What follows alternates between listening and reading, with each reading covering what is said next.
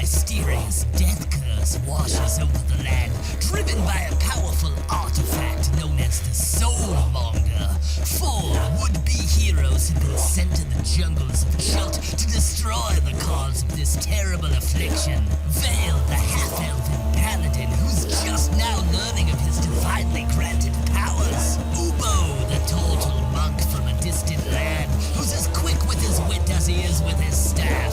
Brilinya, Aasimar warlock, sent on this quest by her temple, discovering herself in this strange new land. And gunslinger Cole, tiefling artificer and archaeologist who may just dig up more than she bargained for. This motley band of adventurers must work together to brave the poisonous plants, venomous monsters, thundering dinosaurs, and rotting undead of the jungle. Join the omnipotent dungeon master Jake for mini-terrain domain to see if our heroes can find the Soulmonger, uncover the deeper mysteries of Chult, and free the world from the death curse. Welcome to the jungle. Welcome to Chult of Personality.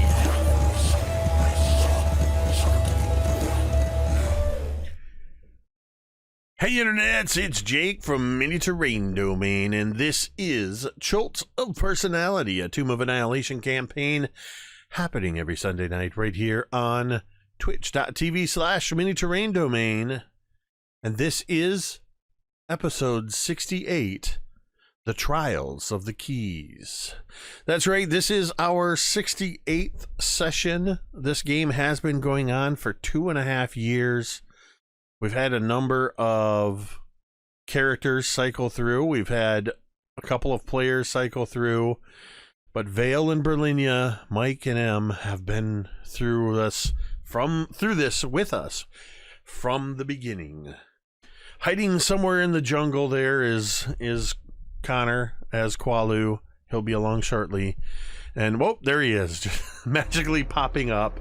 And then of course we've got Kaeryn as Taliel up there in the corner. We were off last week because we had a little charity event taking place all last week with our Jasper's Game Week. So welcome if you're coming and joining us from that. It's good to be getting back into our regular schedule. I did notice that little meta subscription there, Kaeryn, so I'm going to go ahead and add the extra domain die for you there. You guys are up to 19 domain devils now. So before we get started, we're going to kick things off with a couple of announcements. We're getting back into the swing of things. So even though Jasper's Game Week is over, I do want to remind you that Mini Terrain Domain is a regular partner with Jasper's Game Day, a organization dedicated to raising awareness, education, and prevention of suicide through tabletop gaming.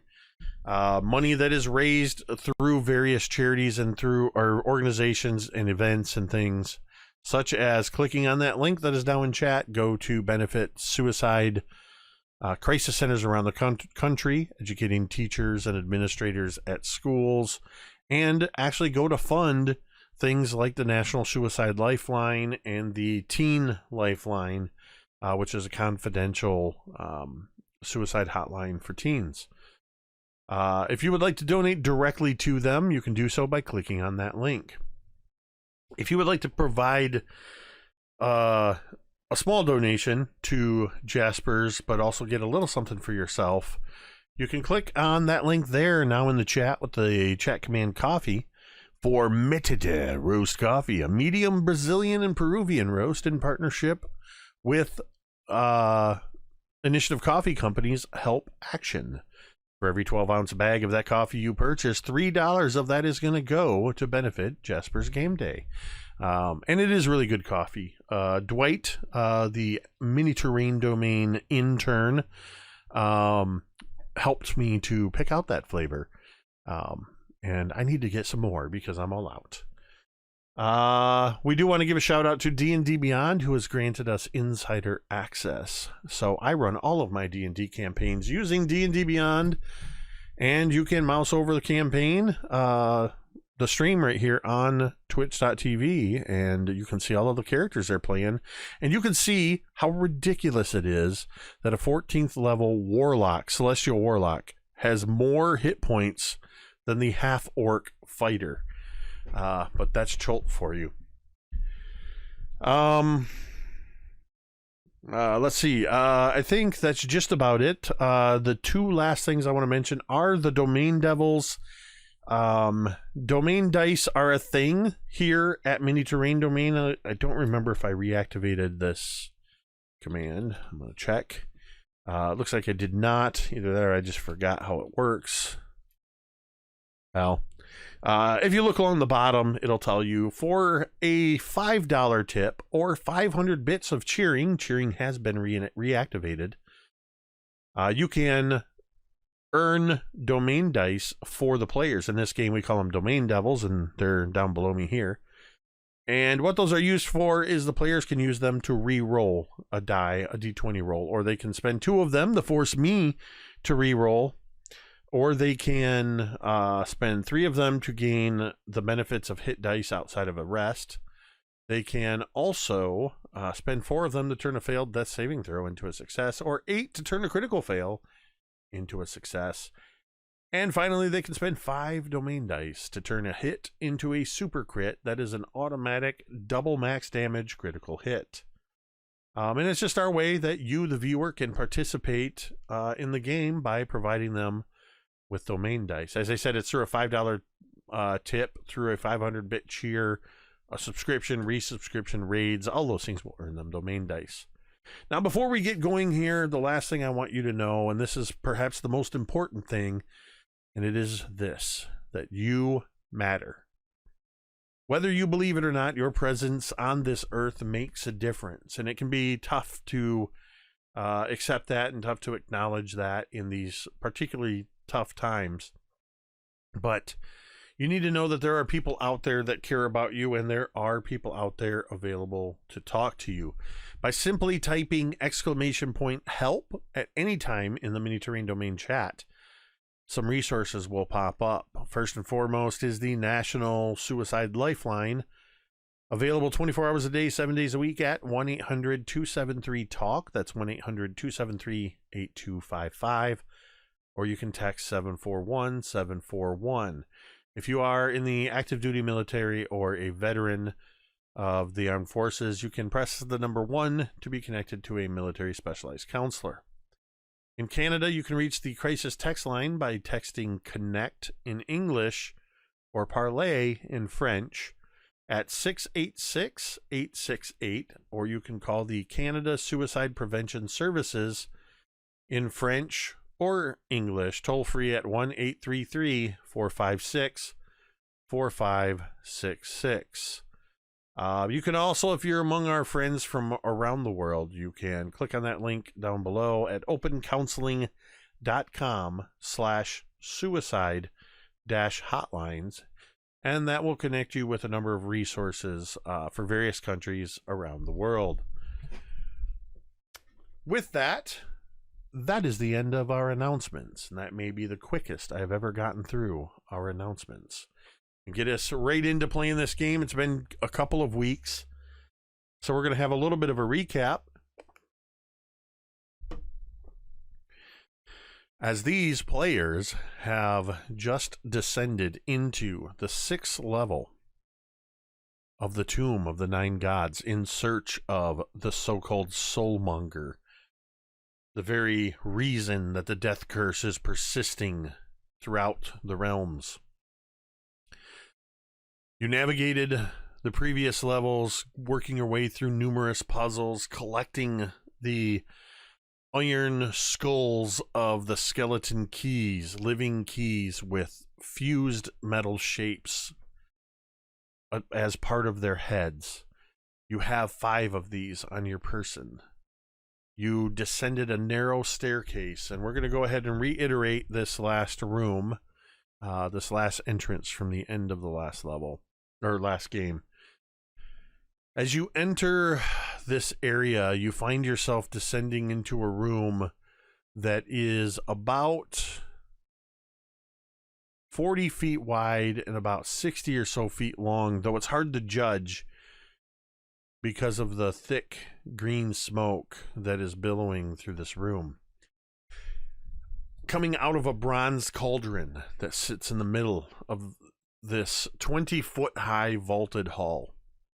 Barely visible through the haze, you can see 3 rocking chairs, several workbenches heaped with haberdashery, a spinning wheel, and a rusty iron cage containing a prisoner. Galleries stand 10 feet above the floor to either side of the room with wooden railings along them. Up on these galleries, you see 5 wooden doors set into the walls. Each of these doors is carved with a geometric symbol. A triangle, a square, a pentagon, a hexagon, and an octagon. As you descend into the room proper, you notice something moving in the green smoke. A small area in the center of the room, the smoke seems to sort of waft a little bit differently, and you see 3 tiny figures come waddling towards you through the smoky haze. A straw doll with rusty pins sticking into its body. A faceless child molded from clay. And a stuffed monkey with the lower body of a unicycle. As they come running up to you, the straw doll looks up at all of you and says, "You need to run away. The Sohn sisters will be back any moment now."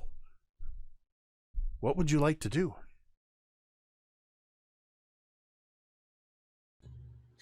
Vale's gonna nope out. You didn't hear nothing about no freaky ass dolls running around and a biomechanical monkey. Like, draw the line. Let's go to Port Nines or drink rum out of a coconut.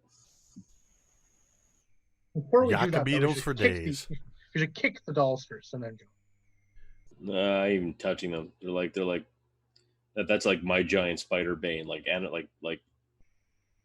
Did you creatures with the no. Did you say you were going to kick a doll? I was jokingly saying that. Okay. Wally was not going to kick a doll. Just checking. Yeah. Who are the Soul Sisters? The Sohn sisters. Oh. They are the 3 hags who live down here. I will not speak their names. They know when their names are being spoken. It's rude to call a woman a hag, Kalu says, advancing. If you have seen them, you would not think it was so rude. Is it rude to call a thing what it is? Kalu gives a look to the 3 people. Just kind of give them like look at these dolls are saying. Look how rude they are. Get a load of these dolls. Get a load of these guys. Who's in the cage?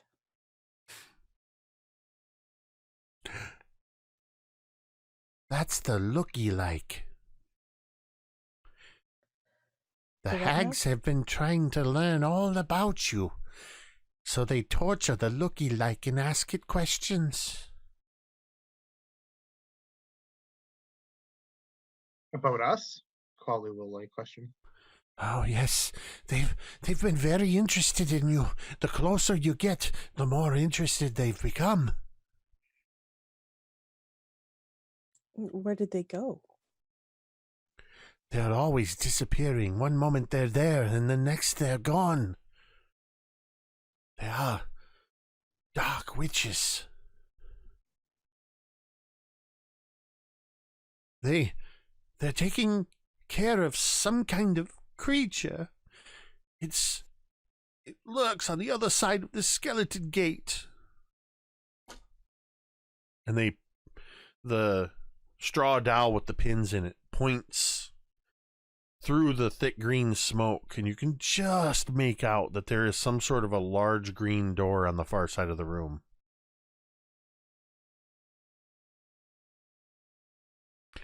Please, if you are as great and as worrisome as the Stone Sisters think you are, perhaps you can free us. They keep you prisoner here too. This is not who we are. They made us. They made us into these forms that hold our souls. We are children of Omu. Please take us with you. We don't want to be here anymore.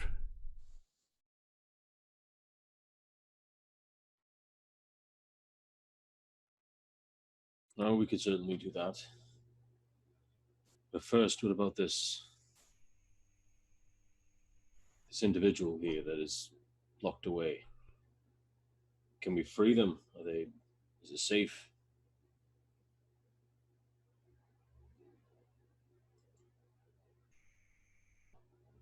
The Stone Sisters, they have the keys. Mr. Threadneedle also has a key. Who? Mr. Threadneedle. I feel like I don't want to know the he answer to this assists- question, but He assists the Stone Sisters. But they said they are done with the looky-like. And when they are done with them, they plan to eat him up, cook him in the stew. Oh, that's not good. Who is Yeah, this nope. Mr. Threadbare? Threadneedle. Or Threadneedle? He's a tall, thin man that helps them. Does that bring back any recollections for us for some of the things we've met in this? There's nothing you've encountered that this would be reminiscent of. Okay.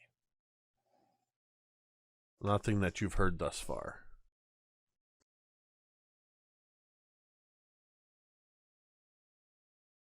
I think Brilinya would bend down so that she's more at the level of these dolls.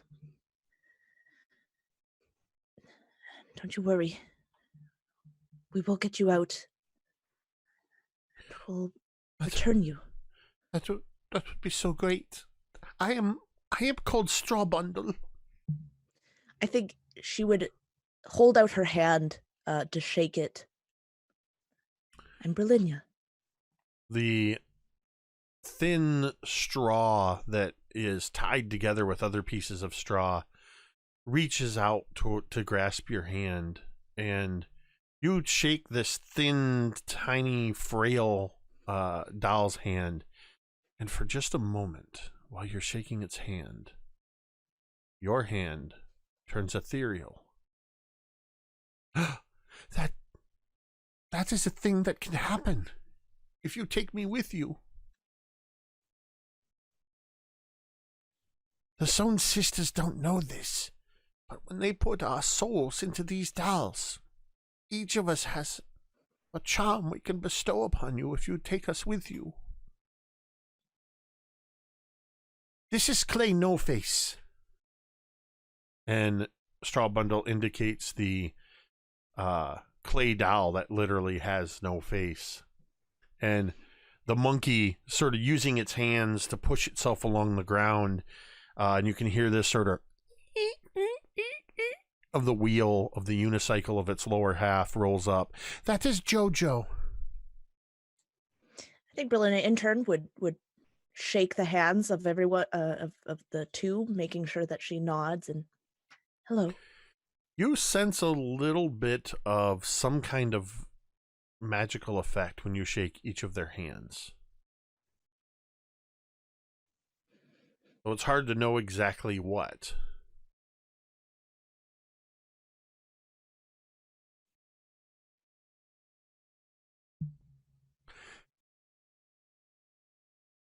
There's only one way out of here. How's that? It's somewhere on the other side of that gate is a magical pool that the hags use to return to the surface.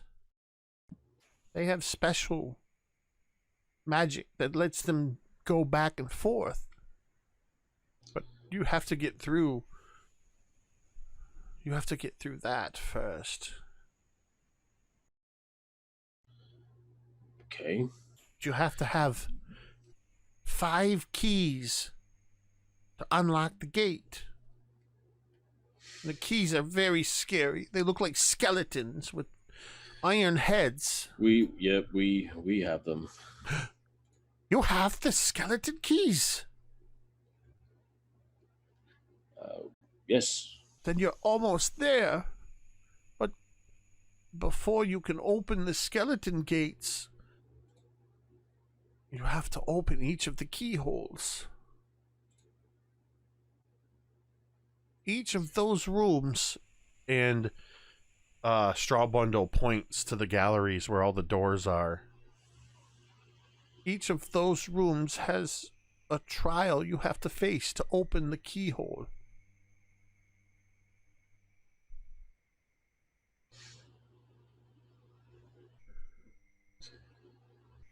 Right. Well, how can that be, right? So, guess we'll just go upstairs and no problems there, right? You're going to face the trials just like that? Oh, perhaps the Stone Sisters were right to be worried about you. Maybe you are something to be feared. Do you know what the Stone Sisters know about us? They know everything you've encountered along your way to get here. Because they've talked to the looky-like. So what exactly is a looky-like? It might be better if you go look yourself. Oh yes, this is every single horror movie ever. All right, yep. Sure, why not?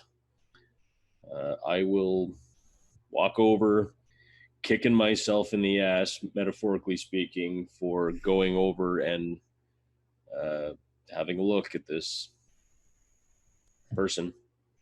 I think before he walks into the room, though, Taliel is going to grab his arm. Just wait. It's all one room. It's okay. You're in this big room that's sort of filled with the smoke, and the looky-like is in a cage just off to the side. The smoke, is it doing anything to us besides being green? No.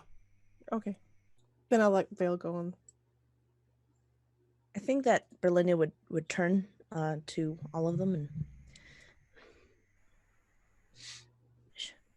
we should take them, shouldn't we? They must, if the sisters can see what we're doing, they must know that these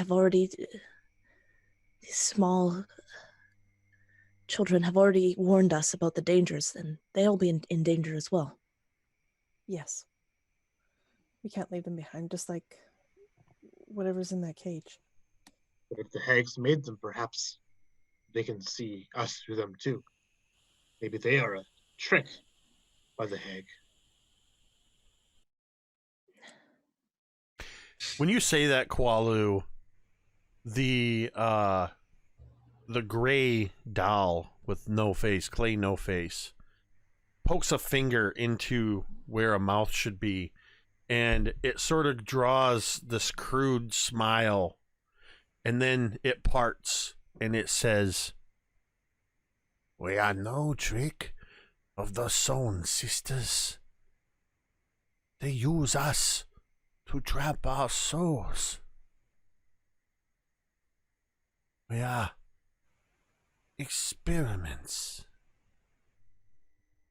If they were a trick, they would not have warned us. Oh, that's true. Hmm. Qualu must ponder this for the time being. It will be quite a long time. If we each take one, I'm sure we can keep them safe, right? And perhaps whatever's in the cage. If Qualu takes one of the dolls with him, and the hag comes to see Qualu, Qualu can kill the hag, and the doll is safe. If the doll is not the hag's tools, then the doll is safe, and Qualu is not attacked by hag. Qualu agrees. It is win-win for Qualu, because Qualu has nice friend doll, and he kind of like gestures to the clay face one, because for some reason Qualu likes this one the best. These dolls are very small, so when you gesture to it, it comes walking up and sort of holds its hands out to you, as if for you to pick it up. Qualu will do so. He'll like lean down and hold his little hand out, as if like letting a bird or whatever like walk onto your hand, kind of like doing that. That the little clay guy can walk onto Qualu's hand. All right. As you take this and sort of in the moment of you agreeing that you will help this doll, you pick it up and you feel an instantaneous magical bond that as long as you have Clay No Face in your possession, you no longer need to eat, drink, or even breathe for the next 30 days. Oh no, the three of Qualu's favorite things. Qualu will pick up Clay Face or Clay No Face and put him on his shoulder so he can kind of sit. And I'm going to just paste this in the chat so that you can add this note to your character sheet for Clay No Face. There's still Straw Bundle and JoJo. I think that Brilinya is drawn to the straw bundle. They seem to be very strong, even though they appear to be very weak, and I think Brilinya can kind of associates with that as well. So similarly, this doll, which has, as I said, it's comprised of like braided and these segments of straw that are wrapped and bundled, almost like a corn husk doll, but it does have these rusty pins sticking in it. There's even a couple of pins that are sort of where eyes might be. And as you pick it up, it sort of clambers up your arm and crawls to sit on your shoulder. And it whispers in your ear, "Thank you."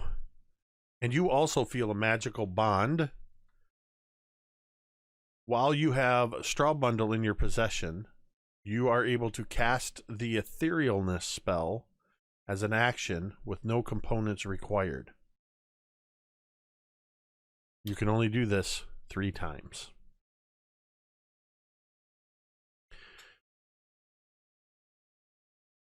With these other 2 dolls picked up, you just hear this sort of as JoJo has got his hands planted on the ground, is staring at the ground and is just rocking back and forth, his wheel going. I think Taliel will bend down. Haven't forgotten about you, and she would hold out her hands. And you pick up JoJo, and you also have a magical bond that while you have JoJo, or Joho, I should say, I've been calling him JoJo. You can call him what you want. It grants you the benefit of a helm of comprehending languages. For the next 7 days, while Joho is in your possession, you can, as an action, you can comprehend any language.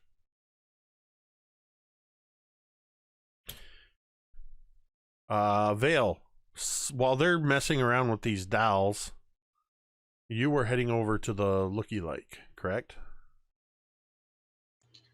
That is correct. You approach this cage, and you see that there's a heavy padlock securing the gate of this rusted cage, inside which you can see that there is a blood-stained, tattered blanket. You can see just a little bit of very dirty, naked flesh. You see part of a thigh, part of the foot. You see a bare shoulder. You see long, dirty hair hanging down to cover the face. And you can see the slight pointiness of elven ears. This figure is cowering under the blanket. You can just make out an eye staring at you through the dirty hair that hangs down. And as you approach, it crowds against even further, as if trying to press itself further back into the cage. No, please. No more. I've told you everything. Everything. Now, Don't worry. It's okay. No, I'm not going to hurt you. No one is.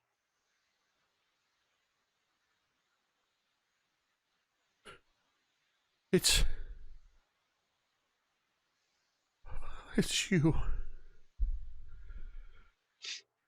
I hoped that I would get to meet you. And slowly the blanket lowers a bit, and a hand brushes some of the hair back.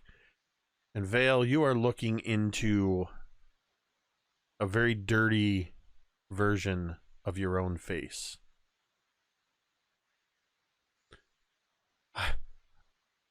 My name is Vale Istafall.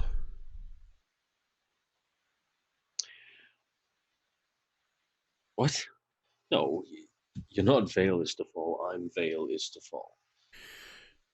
But I am Vale Istafall.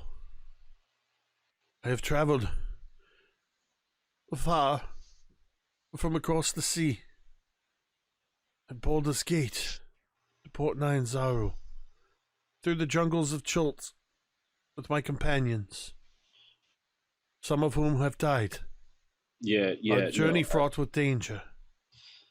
Look, And that's what brought us here.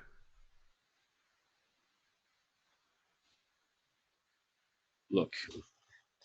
I'm sure you think you are who you are, but I know who I am, and I'm me, and which doesn't make you me, which makes you somebody else.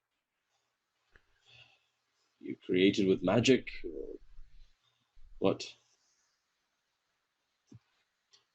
Because you're not Vale Istafall. I'm Vale Istafall. But I am Vale Istafall.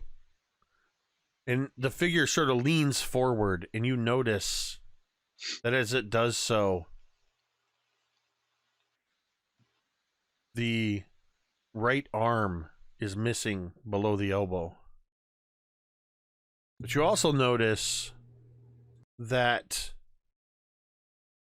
the legs that you could see from under the blanket, as the blanket has moved and you see this figure is naked, the legs are too short.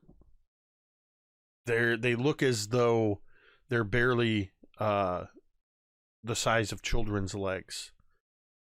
Very little muscle on them, as if the muscle had completely atrophied. Very thin. You also notice that the hand that is now gripping, from the good left hand that is gripping the bar, has 7 fingers on it.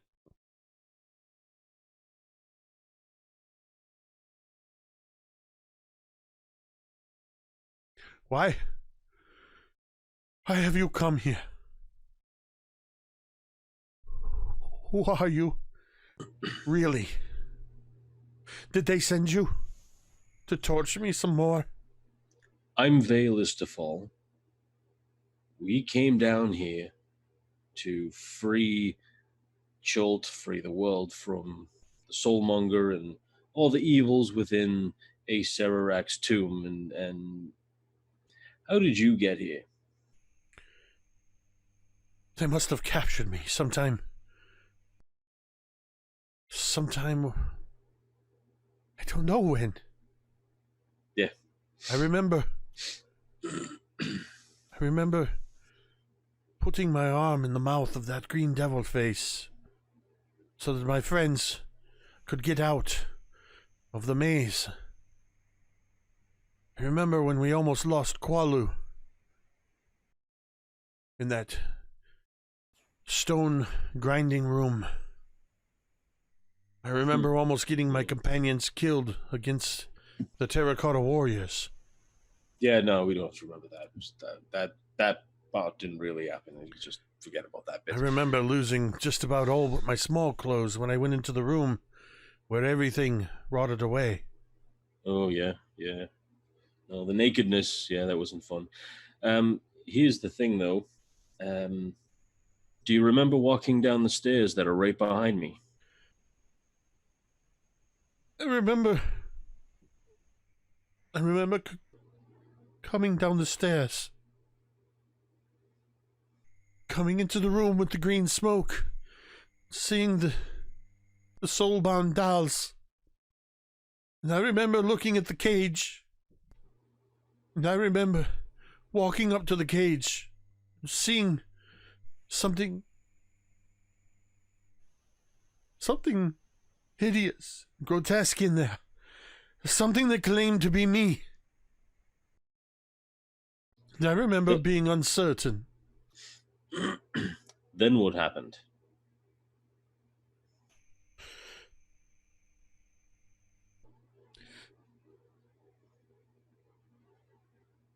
What happened? What happened to Artis Simba? See, there's your problem. You can't be me because you can only think as long as you've been around and how we must be connected in some way. I don't know how it happened, but you're not me. But I'll still protect you because after all, both of us together, we make a pair of hands. So I'm going to find a way to open this gate, get you out of here.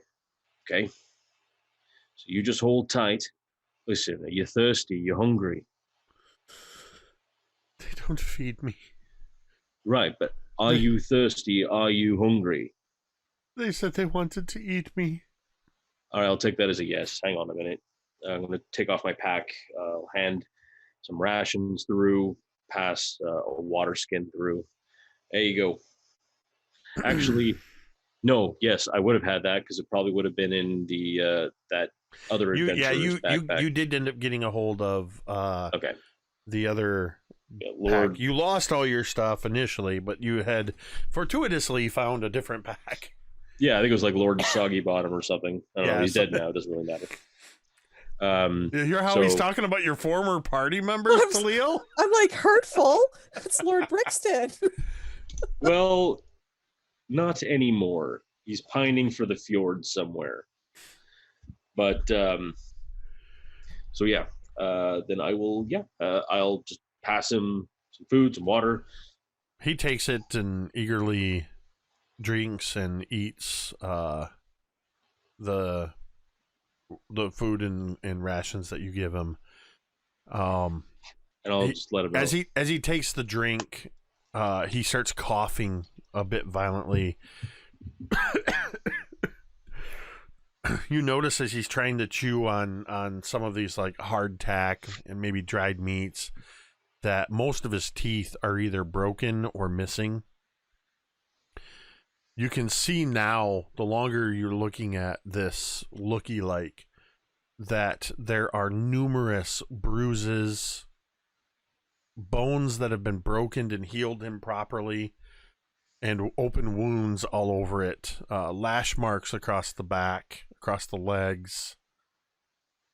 And in the way that your arm was neatly severed when you placed it in the sphere of annihilation that was the devil head's mouth, this looks like it had been either cut off in a very haphazard way or maybe even partially torn off. It's gangrenous. It's not healing properly. It's probably the source of much of the blood that is on this blanket. This looky like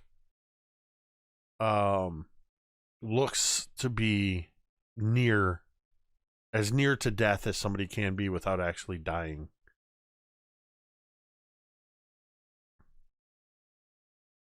And it's severely deformed. The most notable being that the legs look as though they never properly formed.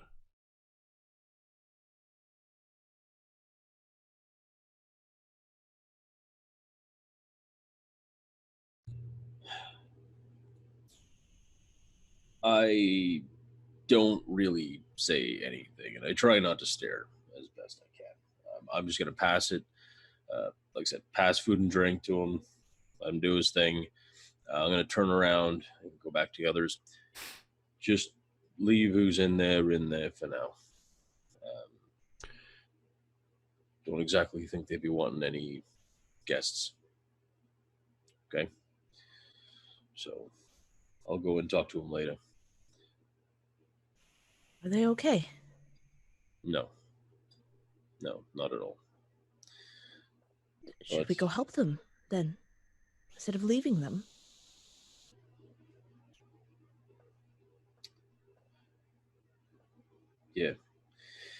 Yeah, Brill, maybe just you come with me.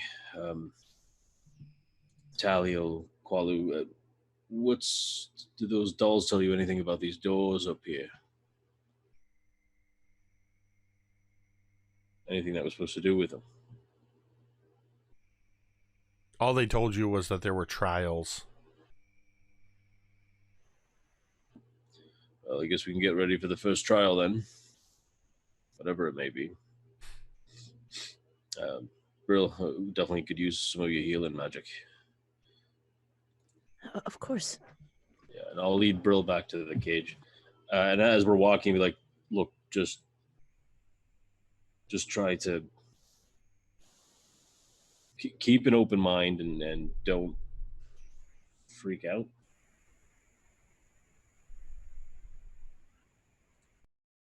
As you walk over to the cage, Brilinya, with Vale,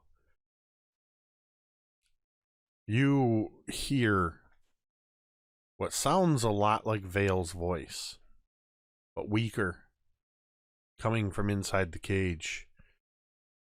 A hunched, naked, deformed figure munching on the rations and occasionally sipping from this water skin, and you hear it muttering. But I remember walking up to the cage and seeing the poor wretched fool trapped therein. There's no way it could be me. It could not have been me. But I had to do something. I remember. And then his eyes grow wide as you walk up. I remember seeing the angel with the mithril arms and the kind eyes. And I was both in wonder and terrified. I can imagine that, like, as Vale, Vale had said, just, keep an open mind and be careful. I can almost imagine Brilinya just like, really, please, we've been through so much. There's really nothing else that can surprise. She just stops.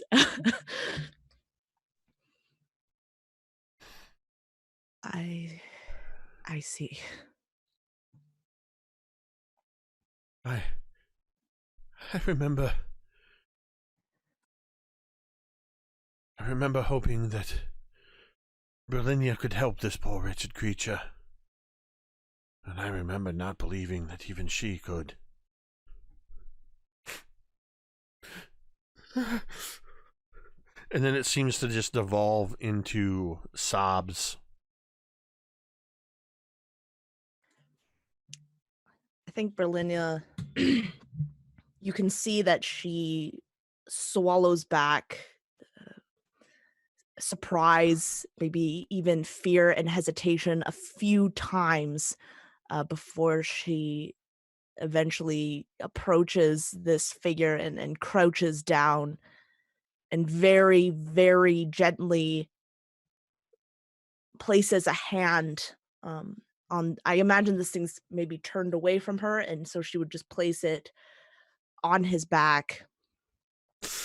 And you would immediately see the light begin to course through from her arm down to her hands.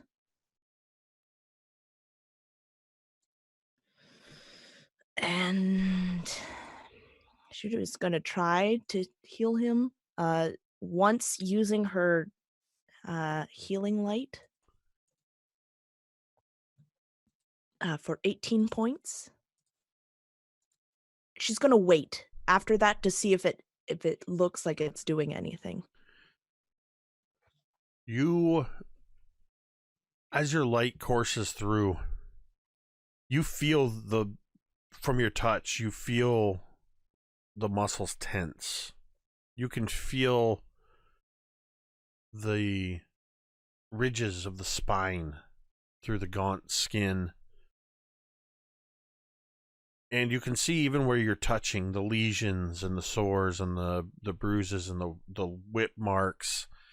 A lot of these surface wounds magically knit together as you're used to. Your healing light seeming, for just a moment, this figure, it's as if light is pouring from hundreds of tiny breaks, cracks in the skin.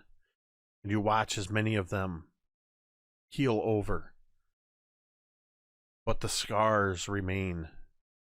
The wound at the end of the arm, where it was cut off or ripped off, whatever manner in which it was removed, seems as if it heals somewhat. But as the last of your healing energy courses into it, that's where you see almost immediately, as if a necrotic energy pushes back against it. It's not as bad as it was. You did heal it, the end of the arm, but there seems to be a dark necrotic energy still contaminating this figure.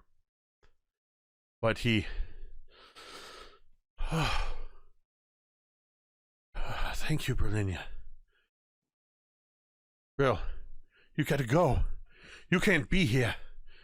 If the Stone Sisters come back, there's no telling what they'll do to all of you. To all of us. But you can't go back the way you came. The way we came, the way you came. We can't go back.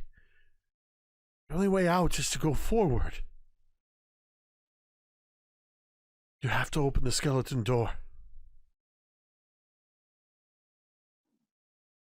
I think what we're looking for, I think it's there. We're almost there, Brill. We're almost there. We're so close. We've almost done it. You can see that at this whole seeing and seeing the earnestness and the fear in his voice, you can see tears beginning to form in Brilinya's eyes as she looks very, very like full of pity at him, and she looks back at Vale. Just, we should get him out of this cage, get him somewhere. You feel I feel don't know his where else to say. You feel his hand grab yours. Perhaps as you're removing it after healing him. There's a bit more strength in it. Bill, you gotta leave me. I'll only slow you down. And this is that voice you've heard from Vale so often, offering to put himself in danger. The same voice he used when there was no question that when there was actually a fight over who was going to put their hand in the arm of in the mouth of the Green Devil face. As Vale, now this looky like of Vale, this deformed clone, looks at you and says, Brill, you know you gotta leave me. I'm only going to slow you down. But I don't understand it. But if you leave me, I'll still be with you. I'll always be with you, Brill.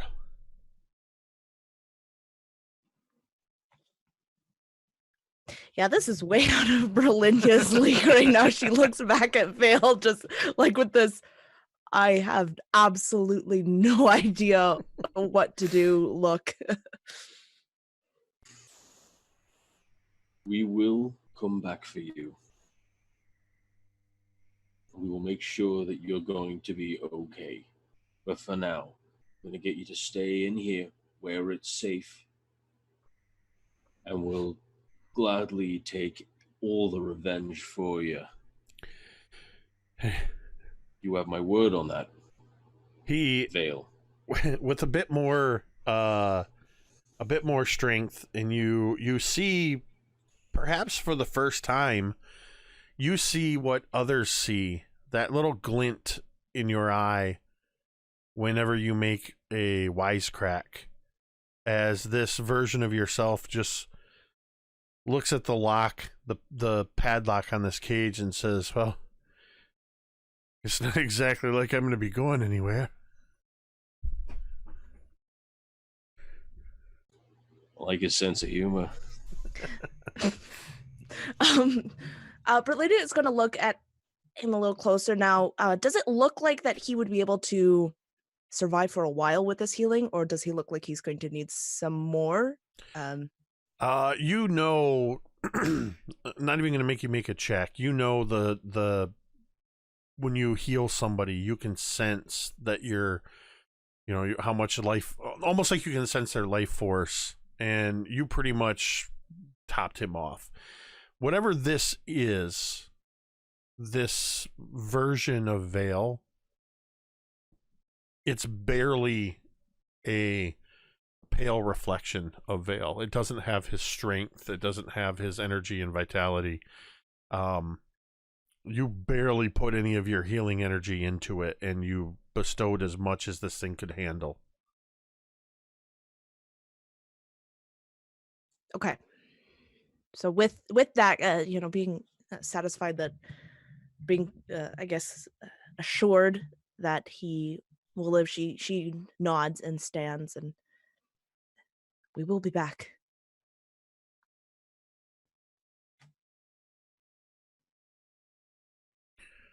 I believe you, Brill.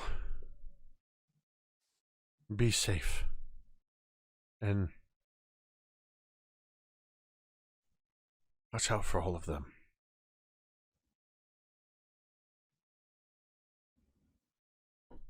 And then he just kind of he goes back to nibbling on the rations and drinking from the water skin. So while all of this is happening, what are Taliel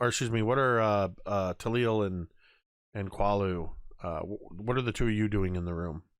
You're sort of on the opposite side. There were numerous tables. You couldn't quite see this so-called skeleton door. There's the galleries where the doors are. There's the cauldron. What did you want to do? Qualu's taking a little bit of a tour around the room. Just kind of stopping by, kind of passing by all these things and trying to just like get a sense of it all. Looking at everything essentially, with just like a passing glance, make sure there's nothing out of a miss. So Yeah. you see, like I said, you see a lot of random, excuse me, random stuff that's on the tables. You see the rocking chairs that are situated in this room, and near the center of the room is this cauldron. It is a bronze cauldron, and as you get closer to it, you can see that there's a tarry greenish black brew bubbling up inside it. Some kind of a thick liquid. On the floor nearby is what appears to be a bronze lid. The green smoke that is filling this room appears to be bubbling up out of the cauldron, roiling across the floor and creating a haze in the room. Does the haze have any like smell to it? The smoke? Does it have a weird taste on the tongue or in the palate? Trying to get a sense of it's like something that we should be scared of. In general, you haven't really picked up anything in particular. You've really all you've been able to smell is the general mustiness of this dungeon, this tomb that you've been getting deeper and deeper underground.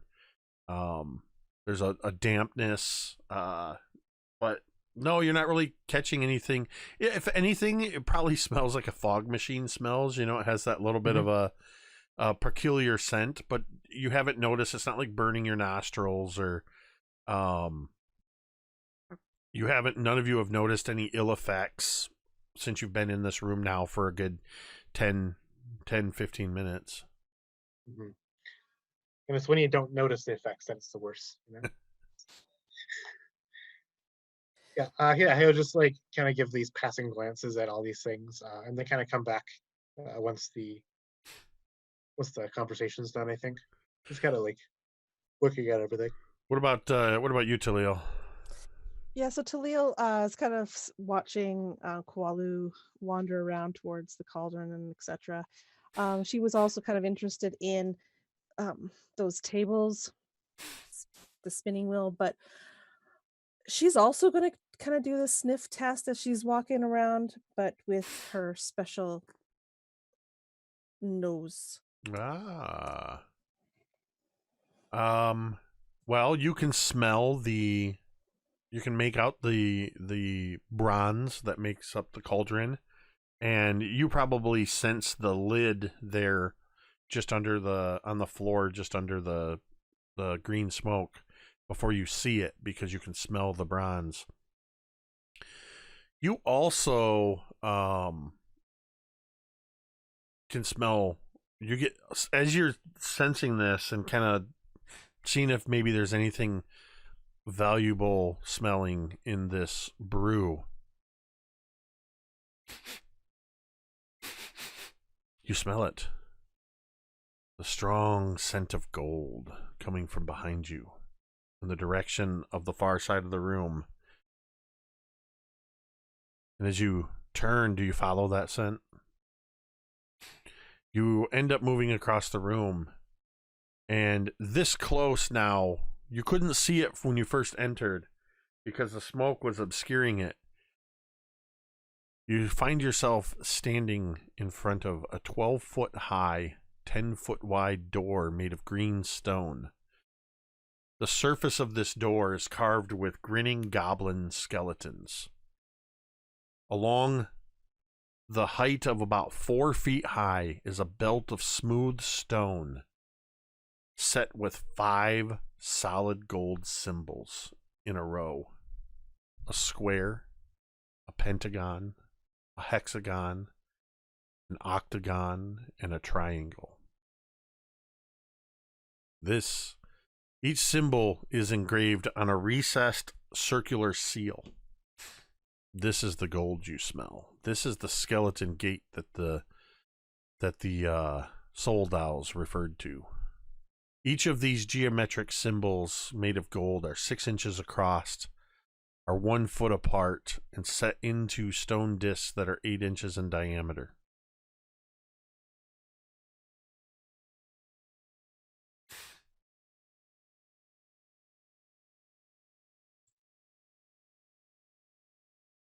I think at that I would maybe call to Kualu to come see, but as he's coming over, to tell him to maybe put the lid on the cauldron first.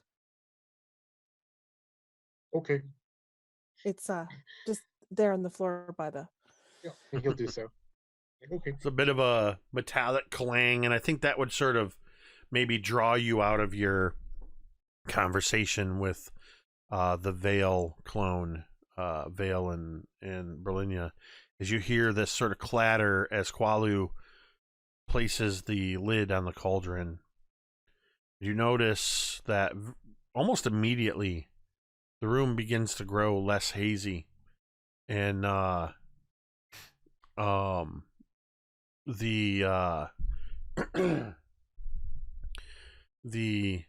it takes less than a minute for the room to become almost perfectly clear, and now you can see the whole thing. All of you can see this great green skeleton gate. Yes, Skybozia, the players, many of the players are in chat, and they can see. Somebody in chat was asking if you guys could see in case they were trying to solve puzzles. Great question though. Thanks for asking.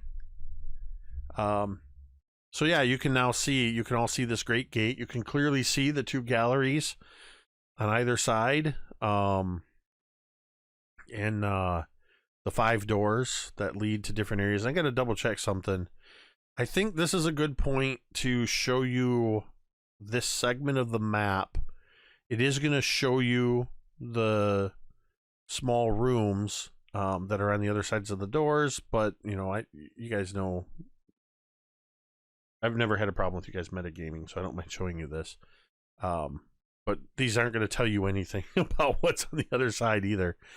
So this will give you a sense of where you are. So you're standing in the center. So at the far bottom, at the green area, that's the skeleton gate. You can see the cage. You can see the cauldron in the middle. The galleries on the sides are where the doors are. The stairs at the northern end, that's where you descended into this room. There are 5 doors, each with a different symbol upon it. You just have to decide if you're going to go into those or what you're going to do with this great gate before me. So these seals that had the symbols, like these golden seals that had each of the symbols, are the symbols like holes inside the seals, or do the doors have holes? Neither. Remember the soul dolls told you that you would have to go through the doors to face the trials of the keys, and that would open the keyholes in the door. Right. So looking at that, I guess where all the seals are laying, going from left to right, do they match the rooms, the gallery left to right, or are the positions kind of random? It looks almost. Bum, bum, bum. I believe they do. I just want to double check that here.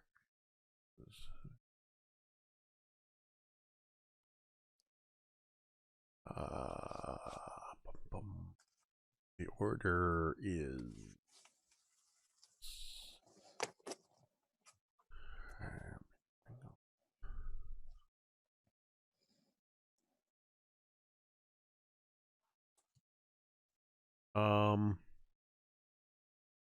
there's not really a direct correlation. So looking at the door from left to right, they're triangle, square, pentagon, hexagon, octagon. But because you've got 2 on one side, 3 on the other, some are to the north, some are to the south,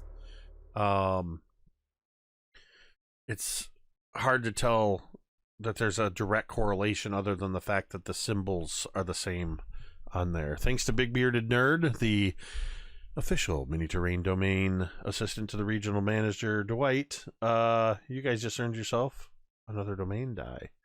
That puts you up to 21. We'll change that. Just for that, I'm gonna do something nice for all that glitters Dungeons of the Mad Mage and not kill Dwight right off the bat. Thanks, buddy. It'll be 6 instead. Wait a minute. All right, so what do you want to do? So I think Taliel would turn to both Vale and Brilinya. I believe they are the ones that have the skeleton keys. And maybe we should do them in this order. And she kind of points to where all the gold seals are. Are we ready?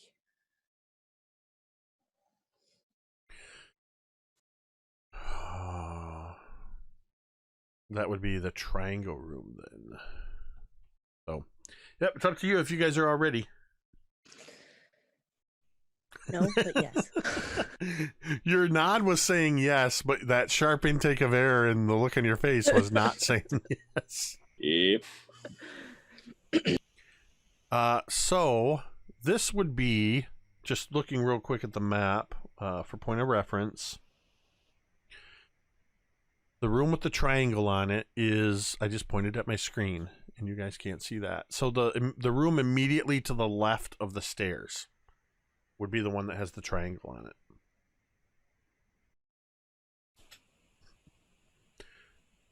So the door does not even have a lock on it. It's just a wooden door with a triangle carved into it. Who's going to open it? I'm thinking that maybe Taliel should open the first one.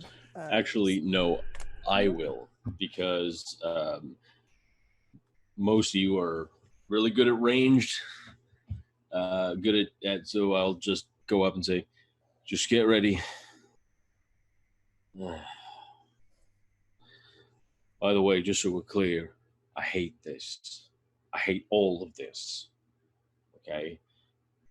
I wish I had my other arm back, but whatever. I'll just pop the key in or the skull into the door. And There's no keyhole. oh. You know what? I'm going to go ahead and just open that door. All right. With confidence. You open up the door, and you are looking into a small room. A 5-foot wide floor-to-ceiling glass cylinder near the back wall of this room is filled with light, the source of which is not apparent. A tiny triangular hole is cut through the glass 5 feet above the floor. Inside the glass cylinder, an iron lever is set into a metal plate on the floor. That's it. I'll let you look at the room again. The one to the left of the stairs, it's 15 feet wide, 10 feet long, a 5-foot diameter glass sphere, or cylinder rather, that has an iron lever set into the floor. Light seems to fill it and come from everywhere and nowhere at once. About 5 feet above the floor is a tiny triangular hole about 1 inch in diameter, or across rather. The glass appears to be 2 inches thick. What would you like to do? Do you think that we have to pull the lever inside the glass? That's kind of what I'm thinking, but remember the last time we pulled the lever? It's... I can do that from back here, I think. Pull the lever? Yes, I believe so.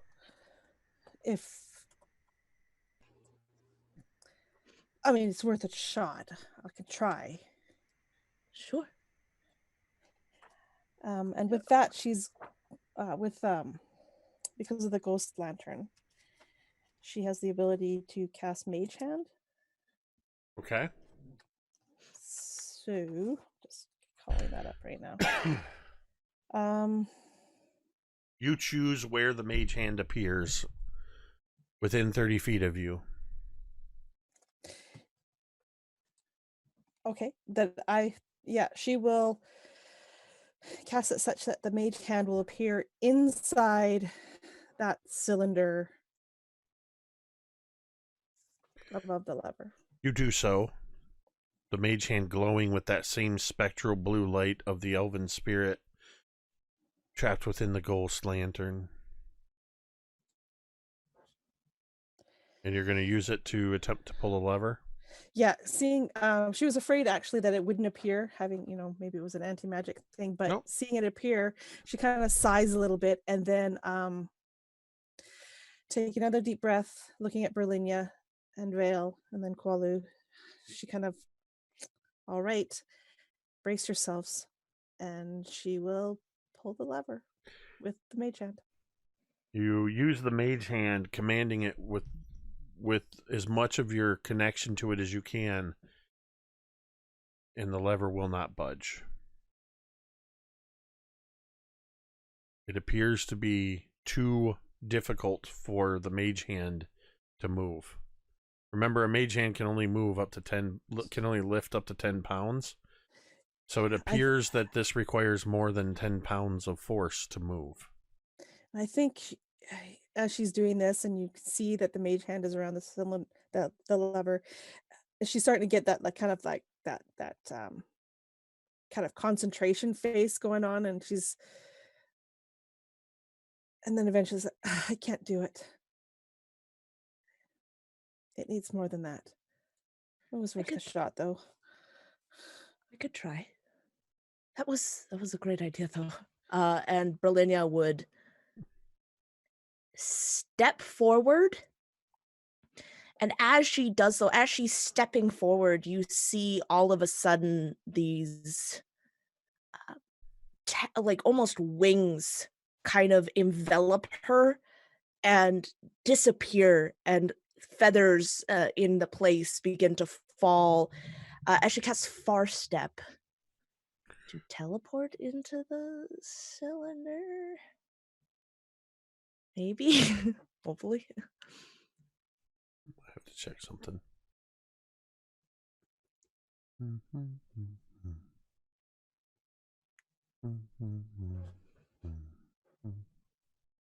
Far Step, you say?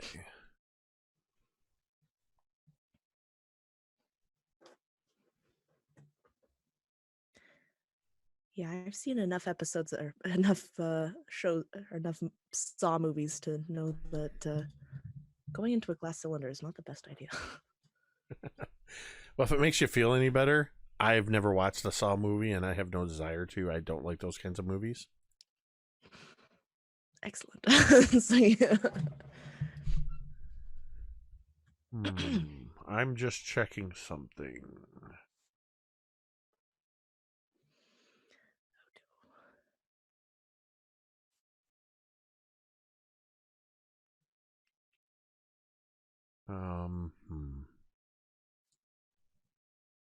Okay.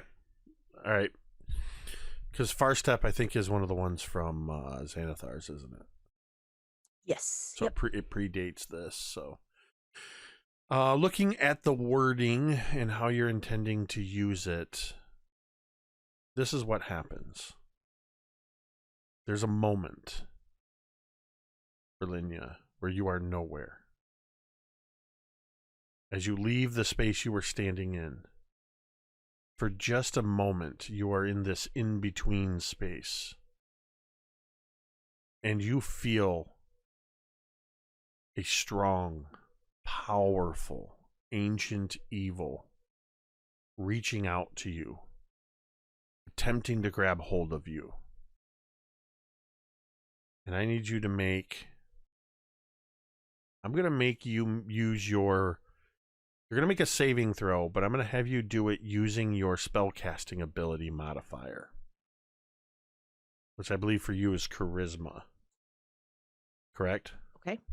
Yes. So make me a spellcasting saving throw.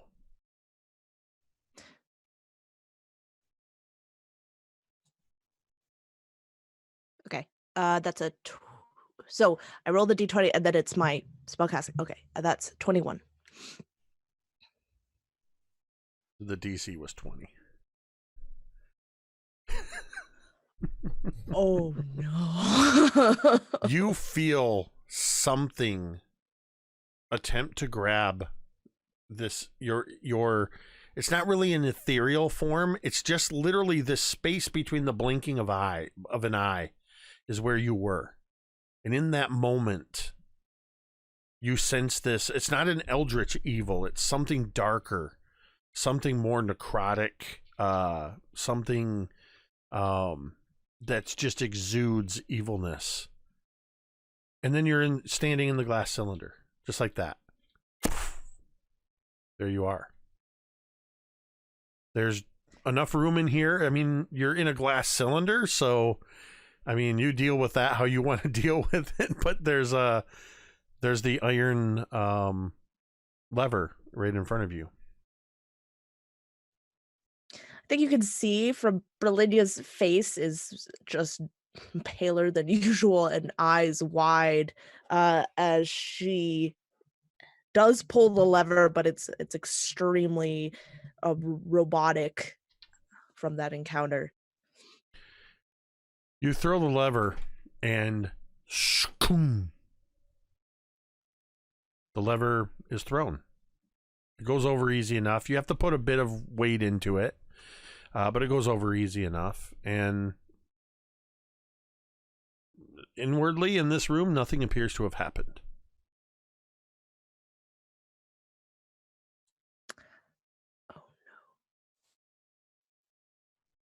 Now you need to get out of the glass sphere, or glass cylinder.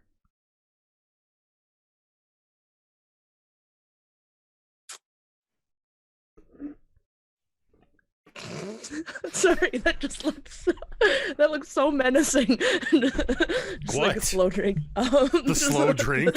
Yeah. Now you just need to get out of my cylinder. Yeah, I think with no other option, I think Brilinya will far step back because she can use that.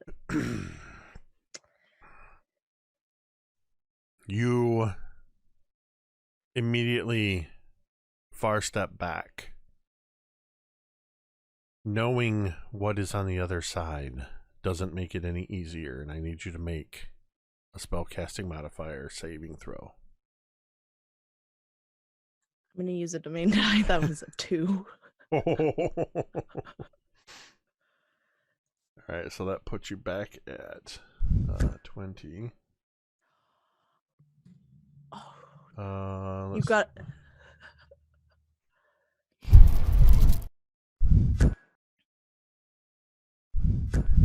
Whoops, those are wrong buttons. Sorry. Trying to straighten out the domain dice for you. Okay. Got a 19.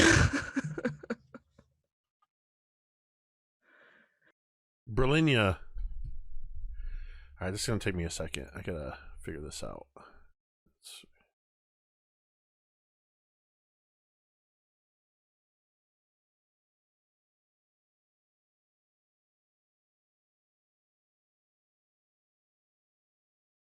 Huh. Okay. So, Brilinya, we're going to come back to you in a minute.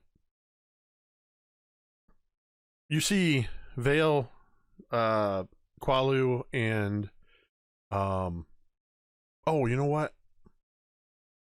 Yeah, well, okay, we're going to come back to you in a second.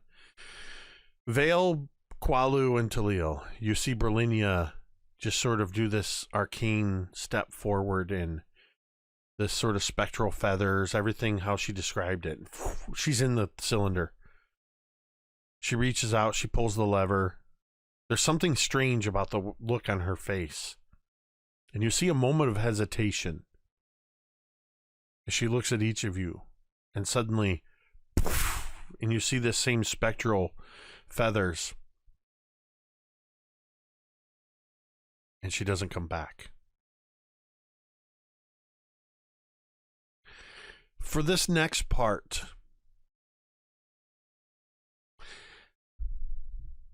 No, I'm not going to do it that way because we have a precedent of third person. I was tempted to make everybody else mute so they can't hear what happens, but we've done this kind of thing before. So, Brilinya, as you Sorry, I have to go. I have a call. Sorry. all right, we're gonna take a break. This is actually perfect because this is where we would normally take our break. So we'll go ahead. We'll take our 10-minute break now, and when we come back, we'll figure out just where in the nine hells Brilinya has found herself. So a little bit of a break time cliffhanger. Thank you to everybody who's hanging out in chat with us. Thank you to I believe it was Skybosia who I think I'm saying that right, Skybosia who tipped $5 to get you guys a domain die. And of course Dwight popped in here to resub and give the another domain die. We're gonna take that 10-minute break and we'll be right back, so just hang out with us. We'll see you on the other side. And we're back. Brilinya, as you once again cast your teleportation magic to step back through this glass cylinder, it's as if that dark, evil force was waiting for you to do just that. The instant you step back into that space between the blinking of an eye, you feel as if 1,000 hands grab hold of you and yank you downward. And in an instant, you feel yourself slam painfully into the material plane. You land in a jumbled heap of something. You immediately feel that you are on an uneven pile of something. You feel sharp edges, you feel soft bits, you feel movement, wetness. You're in a room. You see 10 feet above you stone, firelight, torchlight flickering off of it. A stench of rotting flesh fills your nostrils as you realize you have just landed in a room filled half full of rotten corpses.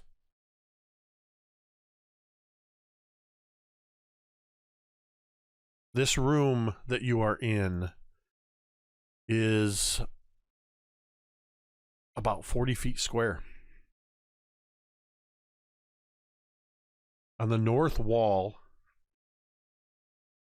in the center of it,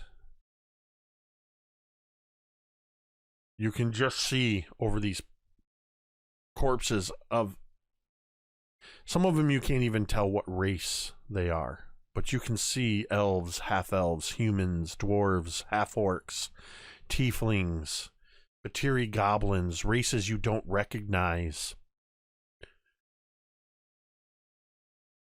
You see on this center of this north wall a large green devil's face, its flared nostrils set just above the putrescent mass that you are in. A sconce above the face holds a flickering torch, the only source of light in this place. What is your passive perception, Brilinya? 12. All right. You hear a voice in your ear. Where are we? What is this place? It's Straw Bundle, the doll that you have with you. I don't like it. There's Those are dead bodies. There's dead people everywhere. What is this place? It's okay. It's all right. We're gonna get out of here. Don't look. It's gonna be okay. What are we gonna do?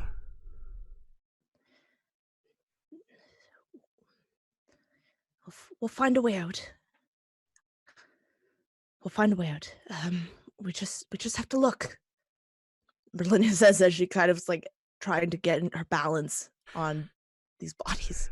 So, essentially, this room is difficult terrain anywhere you go because you're literally clambering over rotten bodies. They're in every state of decay. You can see dried bones, you can see mummified remains, and you can see some of them that look as though they may have just been buried recently.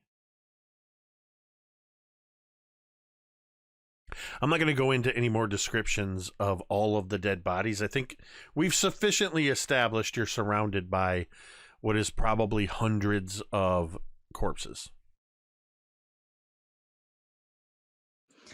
Unless you ask questions or something, you want to know more. But yeah, Brilinya is immediately trying to get up to the best of her abilities and to look around this room, look up on the ceiling, everywhere she can to see like what it looks like. Give me a perception check. Okay.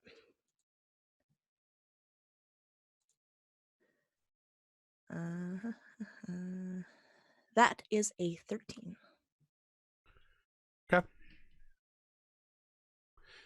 Like I said, you pretty much landed in the middle of this room, so just about 20 feet in any direction is wall. You don't see any doors. The ceiling looks like it's probably 10 feet high in here, but you can reach up and touch it because you're standing a couple feet up on these corpses. The only distinguishing feature in this room, other than yourself, is the green devil face with the torch flickering above it. And there's nothing on the ceiling either? Nope.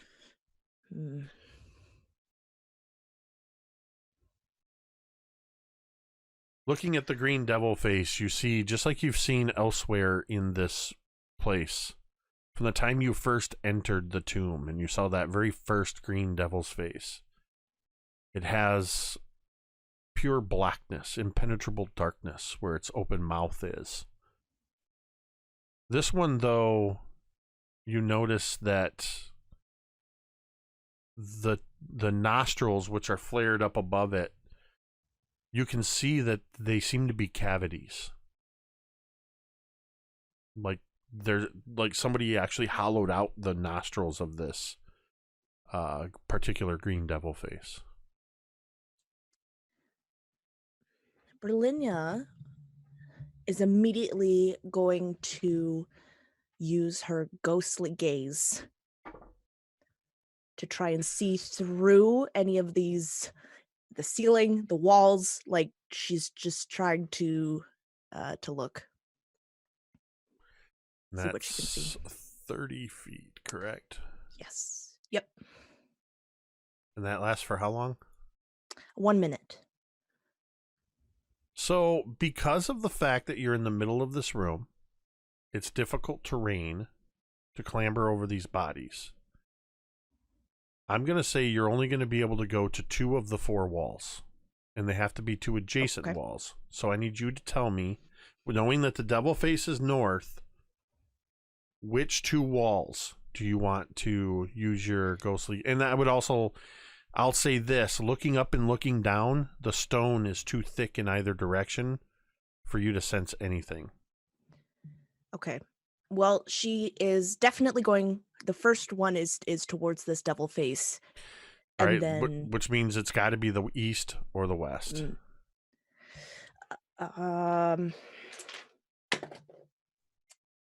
West. So you clamber using your ghostly gaze to see through the floor. and trying to see down, and all you see is stone. You're looking upward, and all you see is stone. You move towards the green devil's head, looking, peering through as you reach that wall just to the left of it, already starting to move towards that west wall. As far as your ghostly gaze will penetrate, all you see is stone. You move around, swinging your gaze around to the left and to the west. Still, in every direction you look, all you see is stone. And as you look around to the west, you feel like a closing iris, slowly closing iris. You feel the magic of your ghostly gaze starting to close down. You penetrate through 10 feet of stone and you see a room. The room is 15 feet by 15 feet with a 10-foot ceiling. In this room, you can just make out a familiar-looking grandfather clock. One that you've already opened and already taken the gemstone out of the pendulum. You see, to the south of that room, the single 5-foot hallway that leads in. You would remember, perhaps, where that grandfather clock was. I'm not going to tell you anymore. I'm going to leave it up to you to see if you remember what level that is. And that's where your ghostly gaze times out.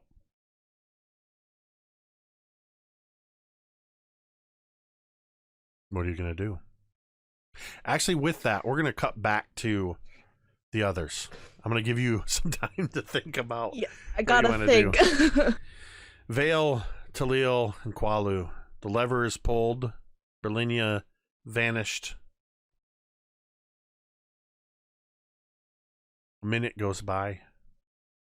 2 minutes. Brilinya hasn't come back. What are you doing?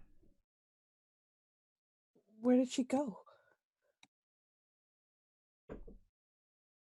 What of this place's damnable traps again? Palu kind of like raises his voice and probably bleats out like a goat in the middle of that sentence, not gonna lie. Maybe she's back in the main room. And Taliel will kind of leave that little room to go look out over the gallery to see down. You rush back to the door through the small hallway area. You look into the room that was once filled with green smoke.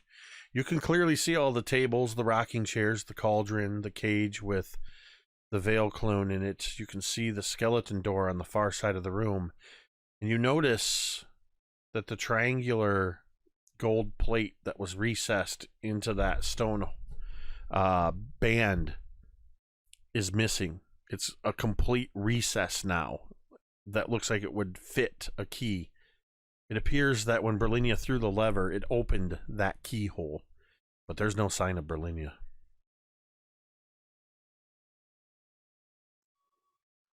I don't see her, but it looks like it worked.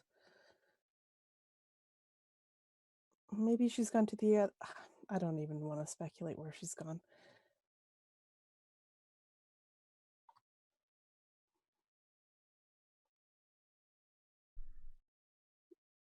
I don't know. There has to be a way to destroy this thing. And I'll pull out my rapier and I'll attack it. Like I'll try and like break the cylinder.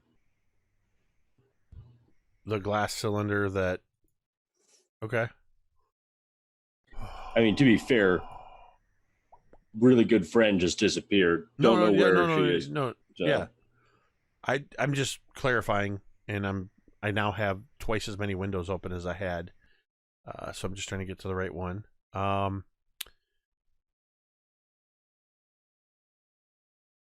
You attack at this glass cylinder, and your rapier is just making this sort of metallic boom, boom, a bit of a glass sound. It's not even scratching the surface. You're doing no damage to this glass, no matter how hard you strike it.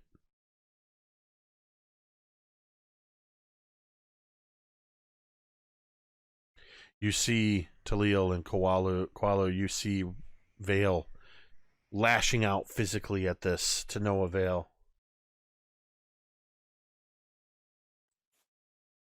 Vale, stop. It's not going to work.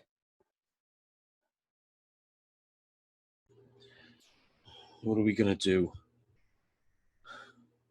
Well, we can either wait or we can press on. I mean, maybe it's part of the trial. Maybe it takes you somewhere.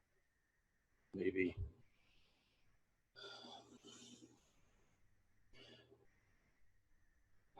How about you two go back to the main room?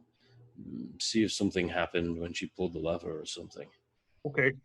It did work. It recessed. It made a hole for a key. Did it? All right. It did, yeah. Okay.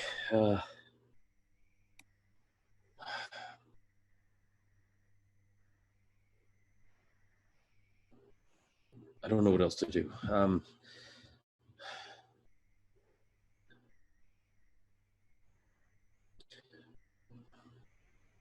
Perhaps just- that is the price of this place. No, come on. I mean, what if she comes back? There are 5 of these rooms, and now there are 5 of us, it seems.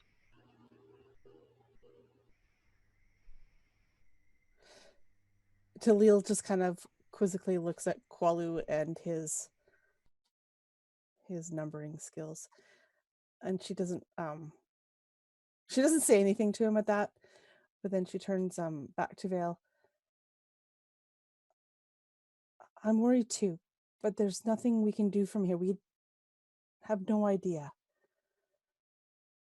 Let's just... Do you not like my math? 1, 2, 3, 4, 5. You see that Qualu's counting the looky-likey of Vale in this.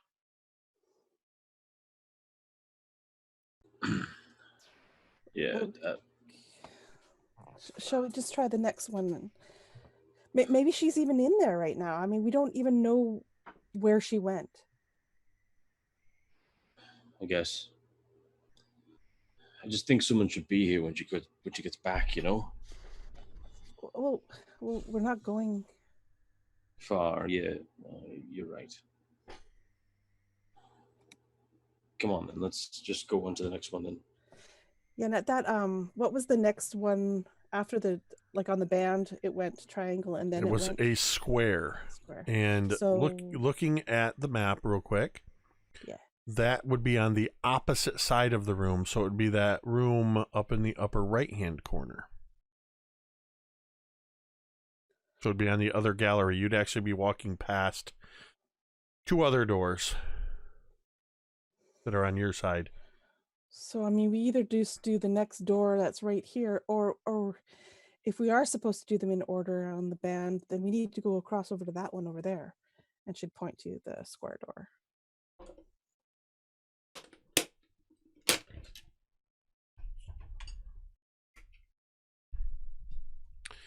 So as you're figuring out which door you're going to go for, Brilinya, what are you doing in this room? What is your plan of action? All right. So it was on the west side that she looked, and she saw this room with the grandfather clock. Yep, and you saw that it was about 10 feet on the other side. Brilinya has her eyes shut tightly. She can feel herself begin to panic. Thinking of something, anything that she can do. And at last she opens her eyes. An idea. However, so she closes her eyes very, very tightly. And immediately you can hear the sounds of rumbling. And a figure appears climbing out of the bodies she casts Conjure Elemental, and she's going to summon a Zorn. Okay. All right, I know Xorn. Yep. I'm familiar. Well, I know what a Zorn is, but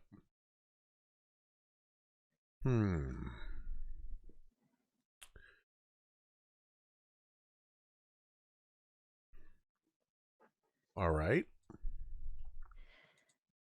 And in her mind, she looks towards this west side where this grandfather clock is. And she commands this Zorn to dig through the stone using the Earth Glide.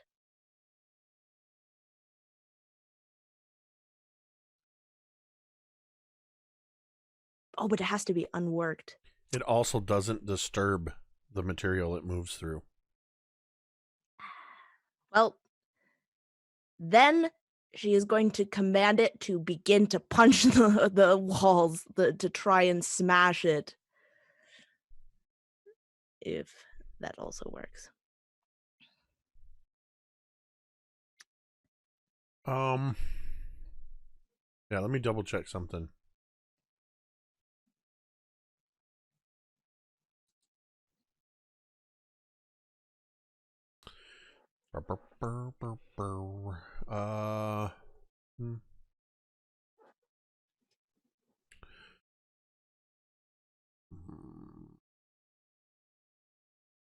Right, this is all tying into things that I went over, like when you first entered the tomb, and now I have to remember. I have to go back and look at these rules for how the tomb reacts to certain things.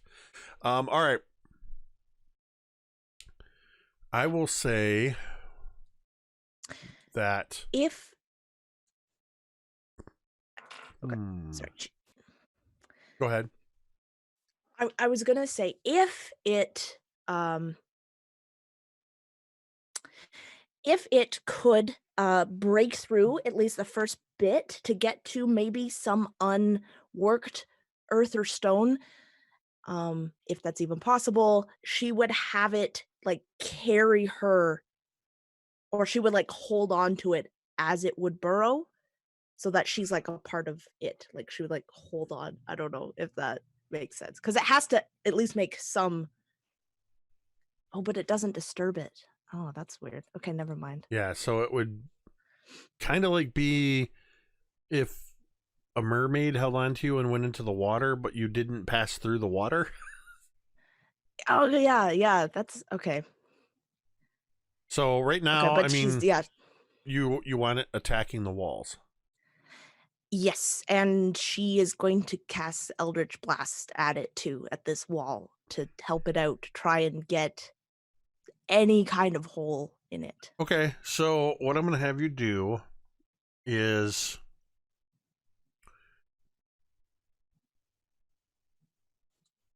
+3. What's your plus on your Eldritch Blast?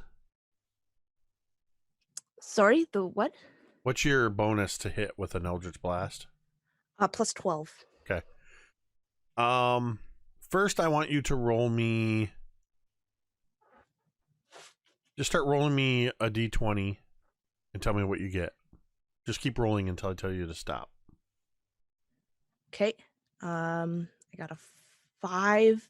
Okay. I got a 15. I got a... Oh, that is spinning. Okay. I got a 14. I got a 12. And... Hello? I have 10. One more. And I got a 18. You have this Zorn with its 3 arms just in a constant cycle. It's almost like it's spinning its body as it's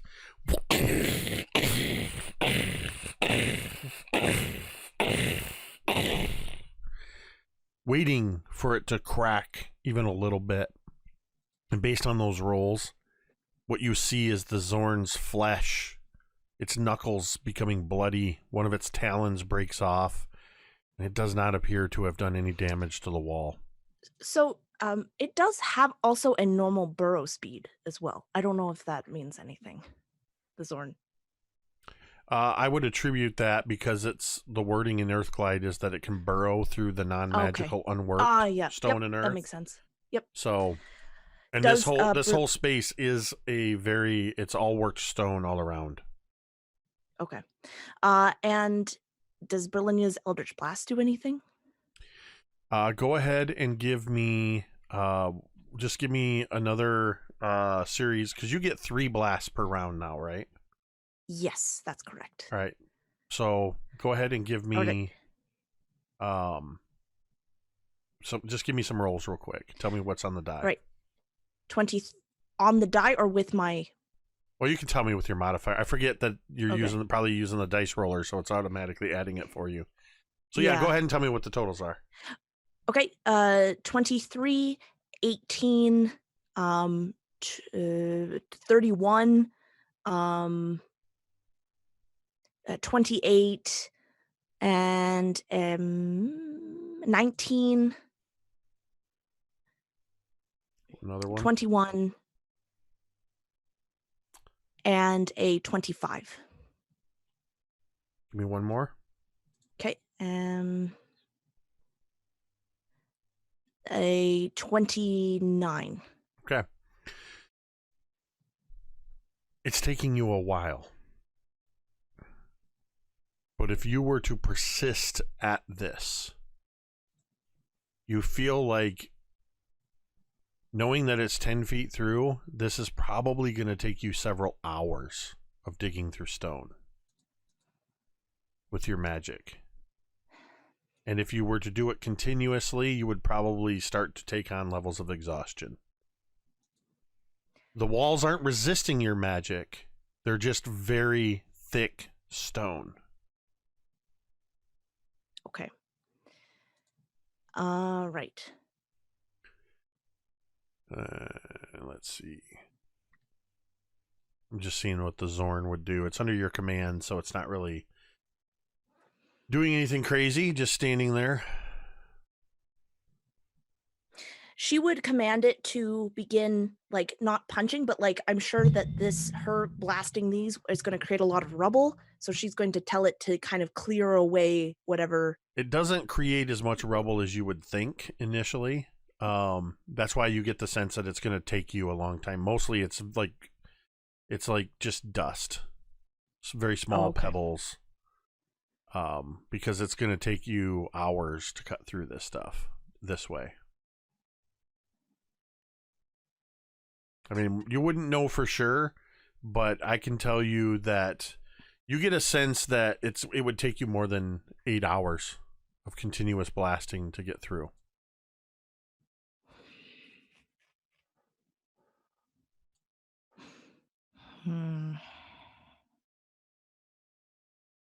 There's always the green devil head. Vale, Brilinya, or Taliel, and Qualu.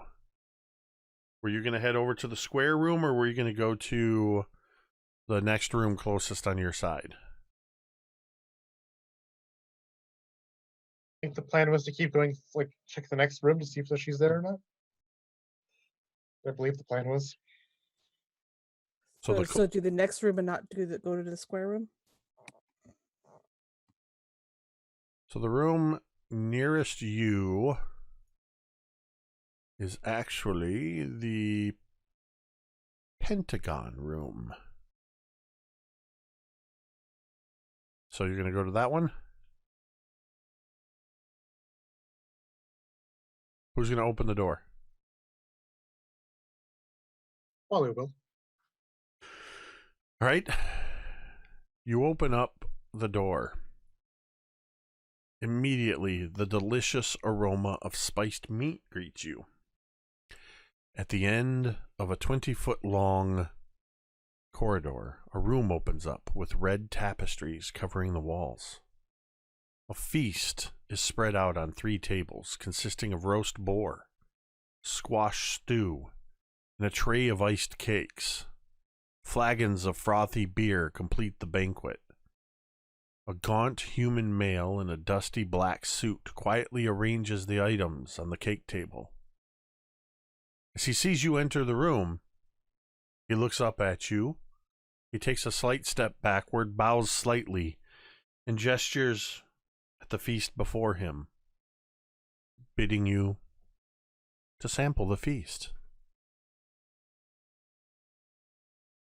What would you like to do? Just for reference, this is the room in the middle to the left that has that vaguely trapezoidal look, so you can see the red tapestries and the 3 tables. The gaunt man is standing at the circular table on the far left, having just arranged some of the cakes there. Everything smells delicious. I mean, I would dare say mouth-wateringly so. It's been quite a while since you've seen a fresh cooked meal.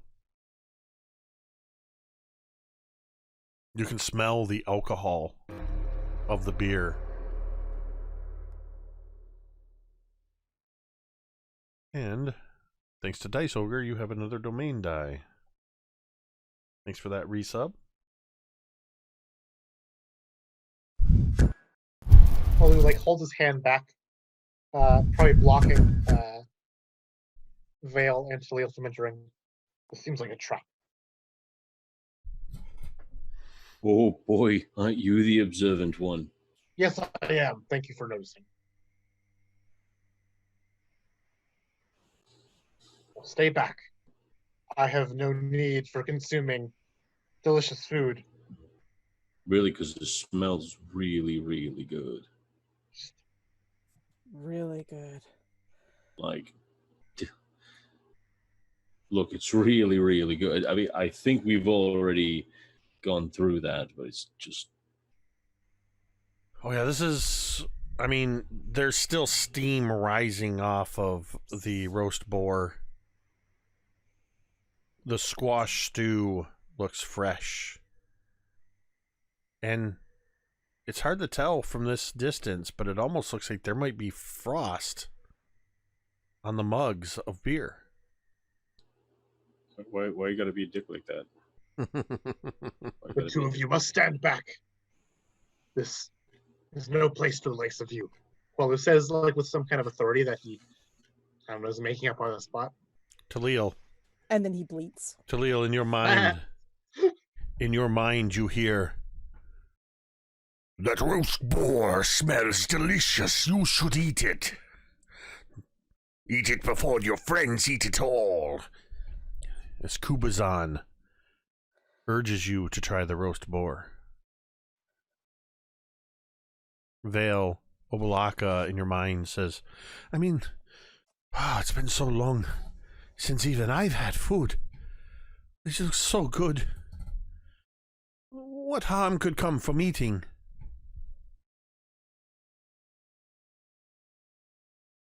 Nobody says anything to you, Qualu, because you're not possessed. Are you? Oh, wait, you are. I have the panther in my head. You have Moyo. Mm-hmm. Nope. No, you don't have Moyo. You don't have Moyo. Moyo is my mount. What the hell? Moyo belongs to you. Hey, Moyo doesn't belong to anyone. Right. Moyo belongs to the Nords. You have, is it Moa? No, Shagambi. Yes, Shagambi.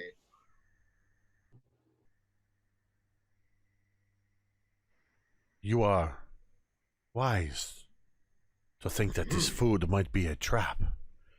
But food, when it's been long since you've eaten anything of such sustenance, it perhaps isn't wise to let it go. The decision must be yours. Consider this, spirit in my head. If food is here, who put the food here? And why is it not rotten and mildewed? You know, food does not keep forever. He's talking not to any of you, too. He's just pacing, probably like back and forth like someone on a very angry phone call. Perhaps it's the man standing by the dessert tray. This is a trap. This is a trap. This is a trap. And you be silent in there as he jabs his head. I want none of this. Suit yourself.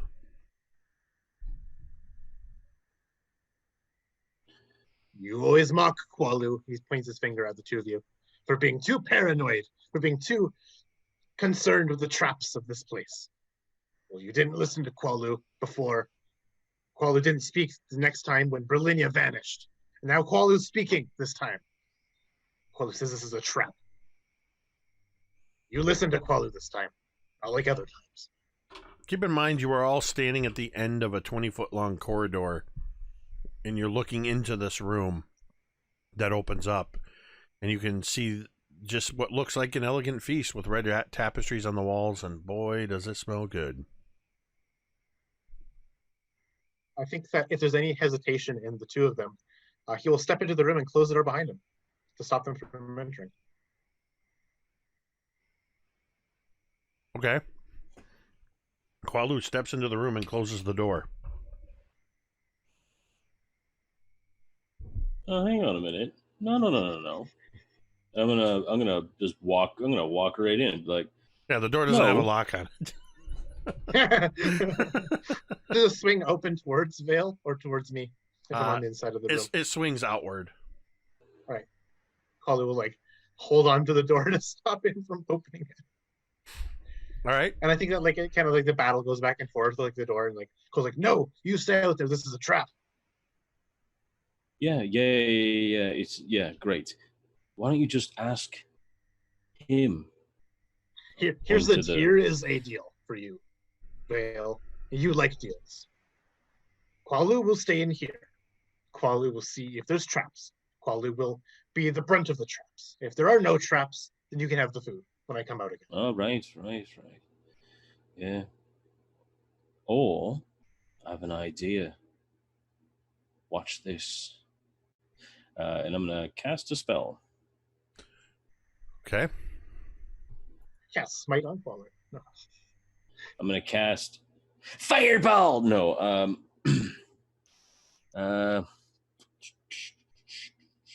Cast obliterate opposite person in front of you.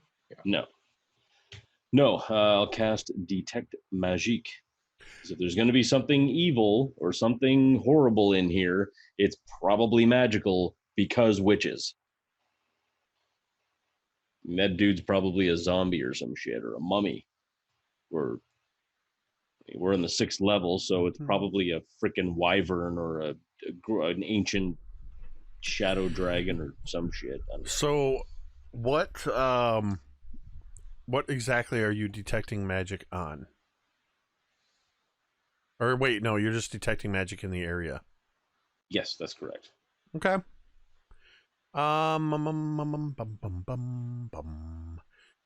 So you immediately see that the gaunt man has a glow around him, and you pick up a bit of illusion magic, an aura of illusion magic around him.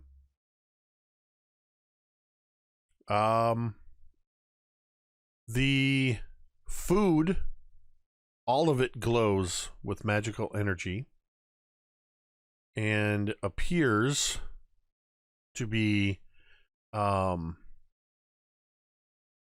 imbued with enchantment magic. And you also detect a bit of illusory magic coming from the tapestries themselves.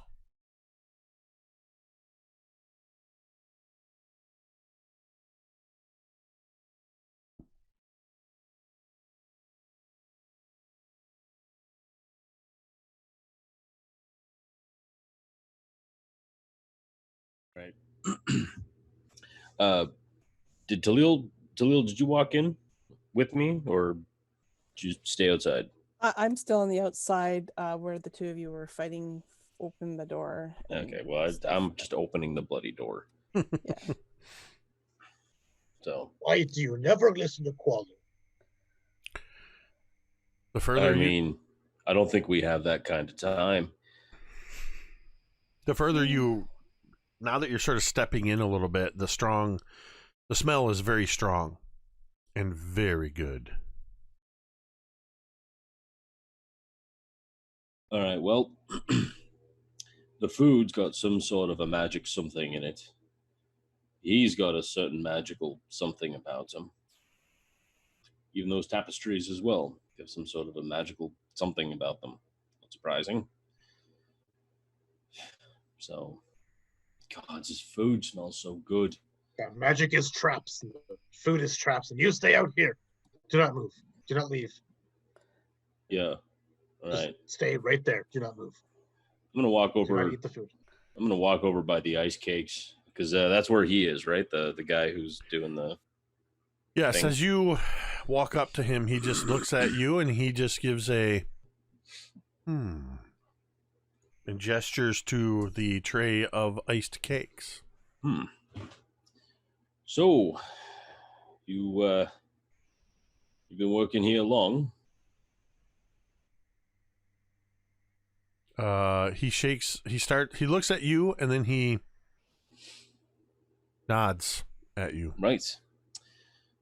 You work for the Sohn sisters, is that correct? Again, a nod. And this is supposed to be some kind of a trap in order to kill us, I assume. He shrugs. That's fair. This food isn't really rotten, is it? He shakes his head no. Is it going to do something bad to us? He shrugs. All right, I'm thinking probably... piss. I'm gonna reach my hand down and pick up an ice cake, and it's like, and I'm gonna smell it. I'm just gonna take it in, like just a big like inhale. Don't you dare! And You can smell. You smell a bit of cinnamon, vanilla. You smell the very rich buttercream frosting. Ooh, got me at the buttercream. There's a Got little. me at the buttercream. There's a little dollop, sort of a floret of buttercream on top with a cherry embedded in it. Why are you the way you are? Why are you the way you are? This coming from how many of us have sat through Mike's food Description of descriptions? food. George R. Martin's got nothing on Mike. So I think I got to roll for this. I don't know. I really want to take a bite. Just do it already, Qualu says, as he's angrily telling you to put it down. Well, he's saying, like, put it down! Do it already! Put it down! You only hear the do it already part. Did Taliel and Qualu, did you stay in the hallway or have you come into the room proper? Qualu's in the room. Okay. He's trying to, like, lock it in from the inside.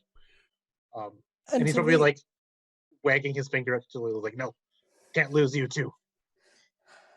We've got to save Vale.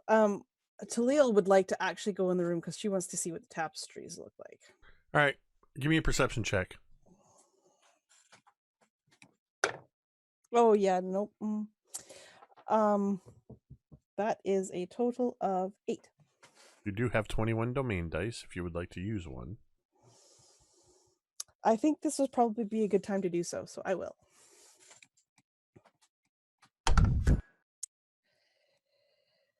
That is a dirty 20. So worth it. Whoops. All right, here we go. Get you guys straightened out here. All right. So, as Qualu's yelling at Vale, and you sort of step in and you're looking, and you see to your left, to your right, kind of on the angled walls and across, you see all of these red tapestries. And you get this, as you're looking around, you take a step forward and you get almost a sense of vertigo. As looking around, the tapestry seems to, it doesn't stay within your line of sight in the way you would expect. There seems to be a depth to the tapestries that you weren't expecting.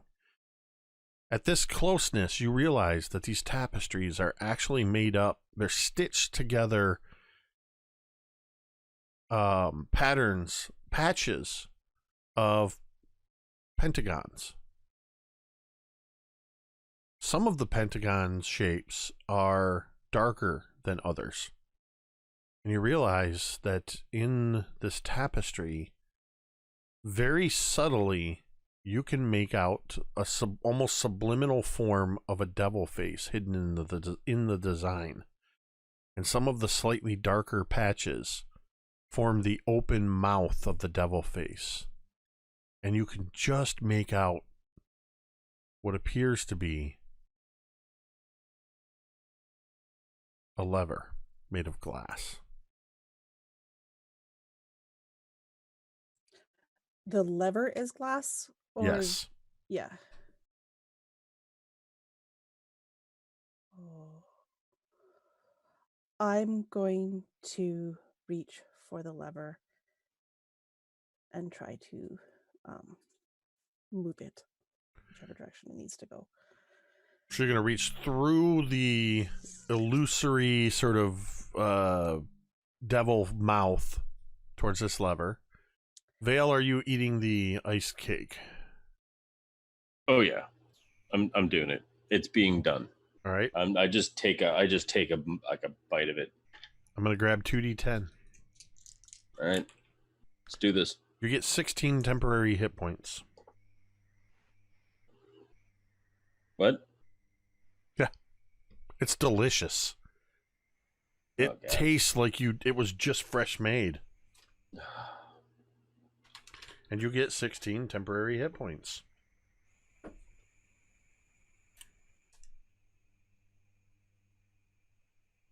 I'll take it.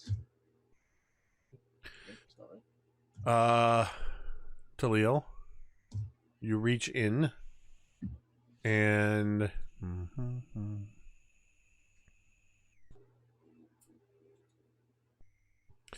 you grab hold of the glass lever and you pull it.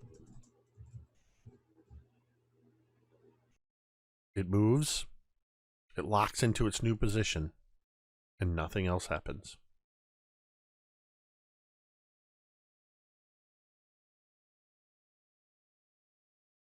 I think immediately after that, Taliel would turn to Qualu. I've pulled the lever. I think this room is done. And try to, I think she'd leave at that point, hoping that Qualu would be able to take Vale away. Vale, you're not held in place by any magic. You are other than the temporary hit points, you feel no other magical effects, and it was probably one of the best damn sweet cakes you've eaten in a long time.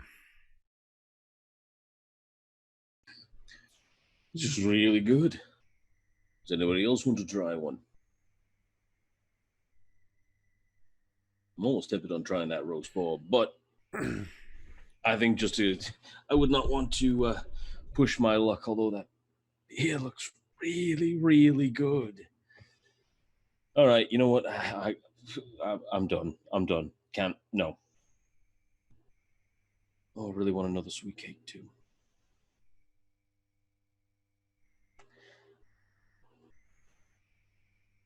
You have free will, all of you in here. There is no magic compelling you to eat or not eat the food.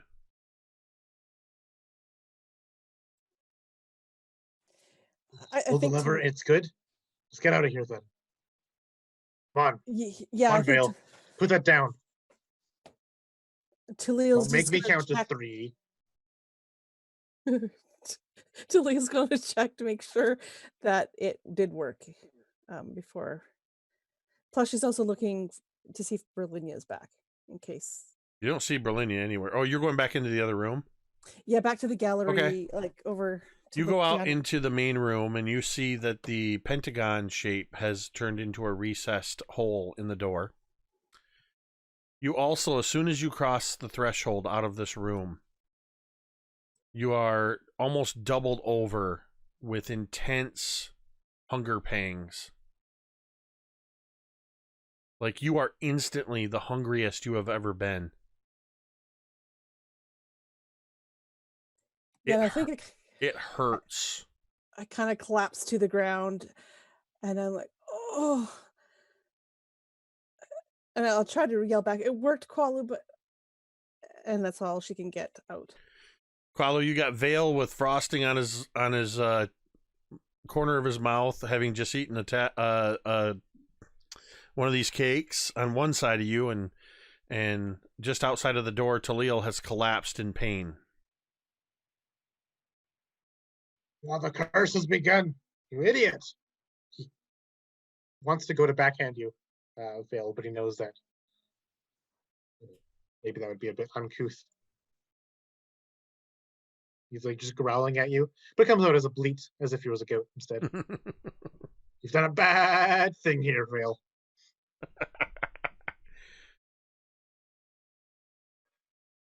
As he steps out of the room as well.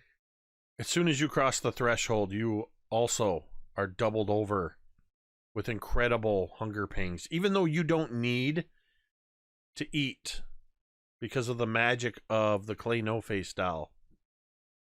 You have intense abdominal pain from hunger pangs. Vale, the other two have left and are doubled over in pain outside of the door. What are you going to do? What's wrong? Are you okay? Can I do anything?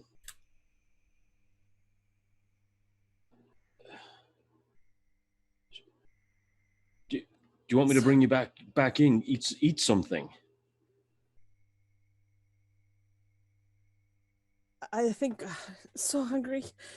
I can't. All right. Come on. And I'll just grab her and I'll pick her up and I'll walk Give into me the some room. damn food. He says he's doubled over. Ooh, what's the magic word?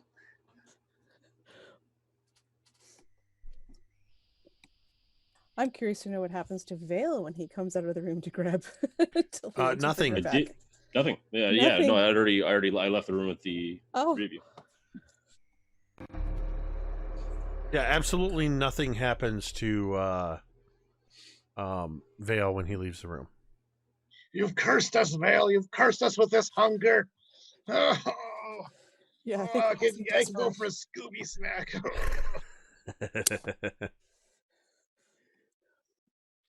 Ruh-roh.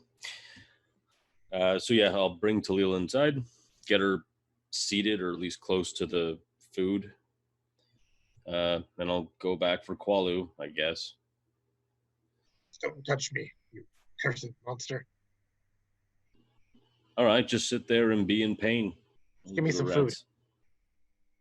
No, you get your ass up and you walk into that room and you eat your own damn food.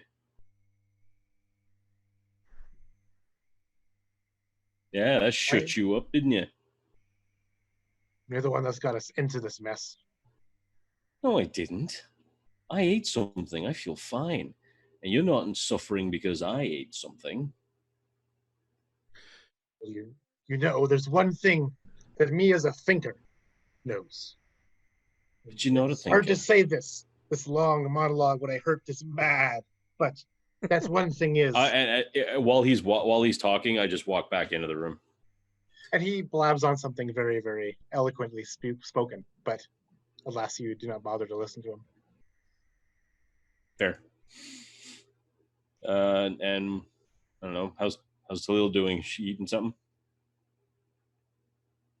Yeah, as soon as you can bring me back in the room, I'm gonna have whatever you had, that desserty thing. I guess it depends on what table you put me by. I'll just go to grab something. Well, I'll probably just sit you at the... Your choices are roast beer, roast boar, squash stew, ice cakes, or frothy beer.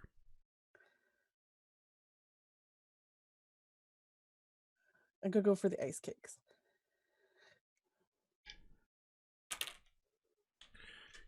You start eating, and you gain 2d10 temporary hit points, so you gain 13 temporary hit points. No matter how much of this cake you eat, you are still hungry. Oh, I move on to the boar. All right, you have some roast boar. And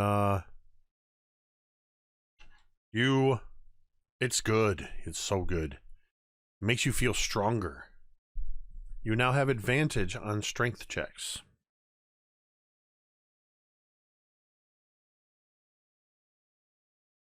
However, because of your hunger, you have disadvantage on all attack rolls and all ability checks. So this advantage on strength checks is now just straight.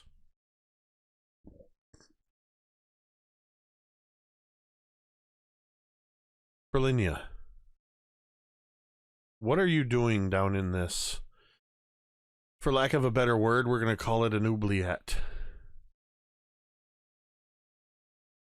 I wish I took more French in high school to know what that meant.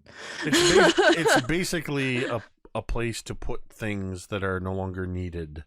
Lost. The sort of drain trap of a dungeon or a maze. Would you have persisted with the Eldritch Blasting, or would you be up to something else? This is all happening simultaneous with what they're doing upstairs. Yeah, I think she would have stopped seeing how futile it is and how long it would take. So she stopped. There must be another way. And I think she hears the rustling of her little friend, the doll, and she would remember the boon that was granted to her of being able to cast etherealness, or being able to become ethereal, when she remembers shaking their hand. So she's gonna try that. Just gonna use her one etherealness use.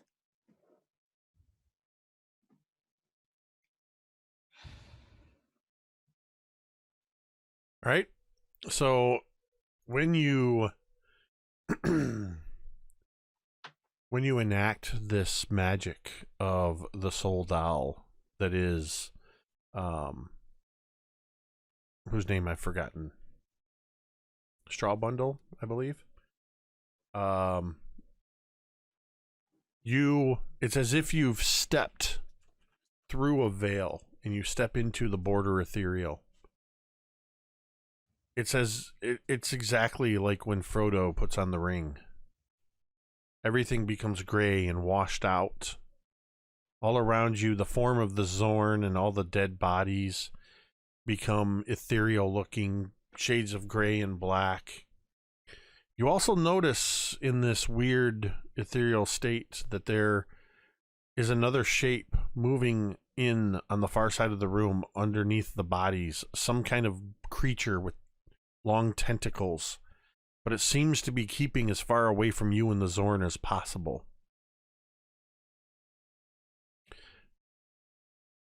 I would like you to roll a d6, please.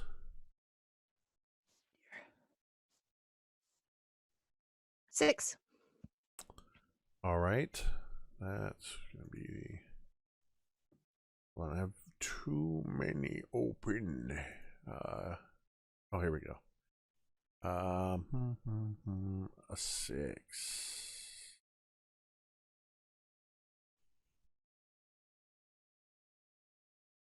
You sense a presence near you.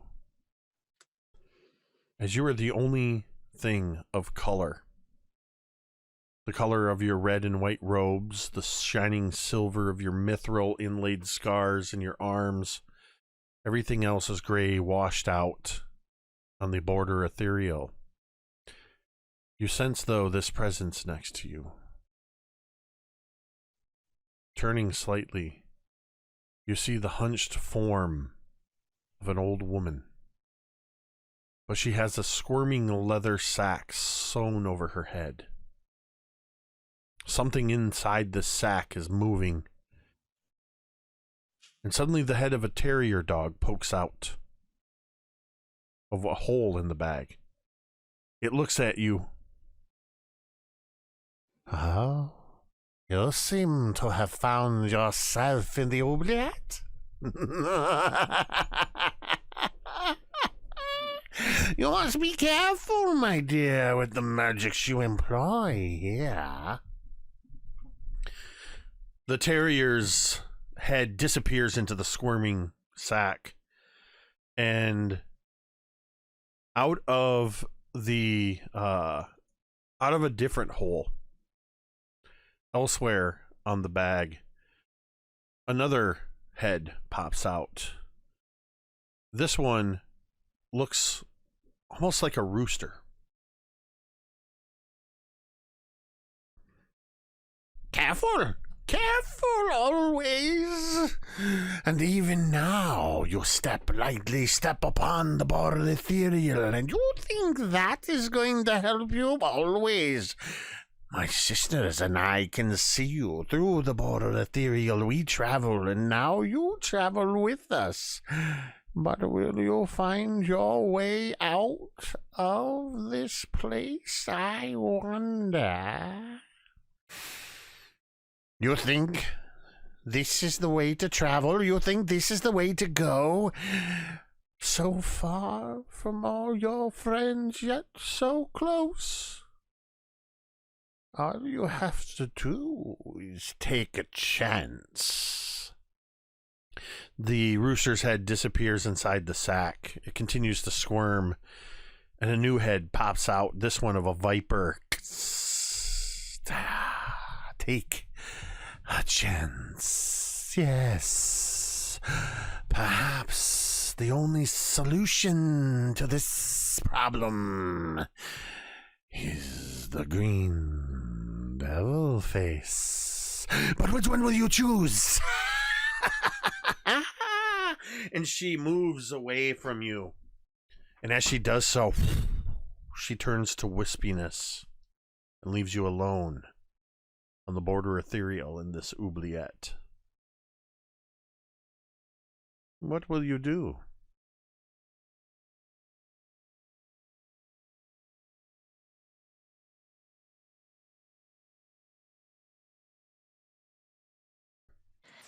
Brilinia's making a run for that room with the clock.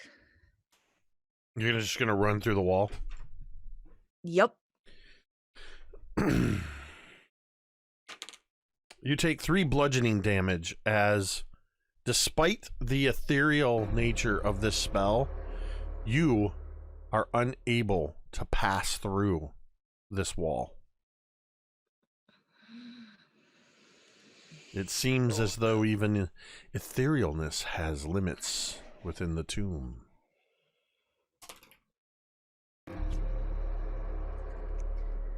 All right. So that's attempt number 2 fail.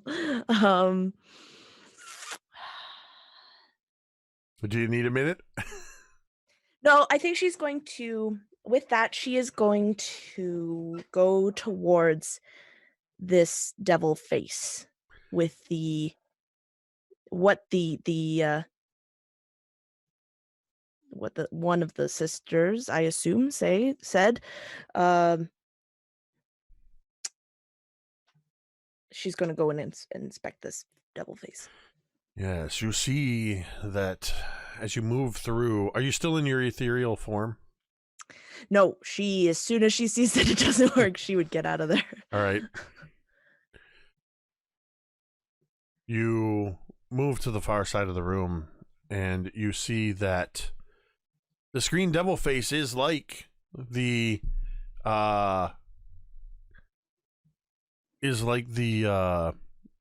green devil faces you've seen elsewhere in the tomb. It's 8 feet high and protrudes out of the wall. Looking closely, you see that the nostrils contain hollow cavities. And you see that each one of these hollow cavities has a stone lever in it.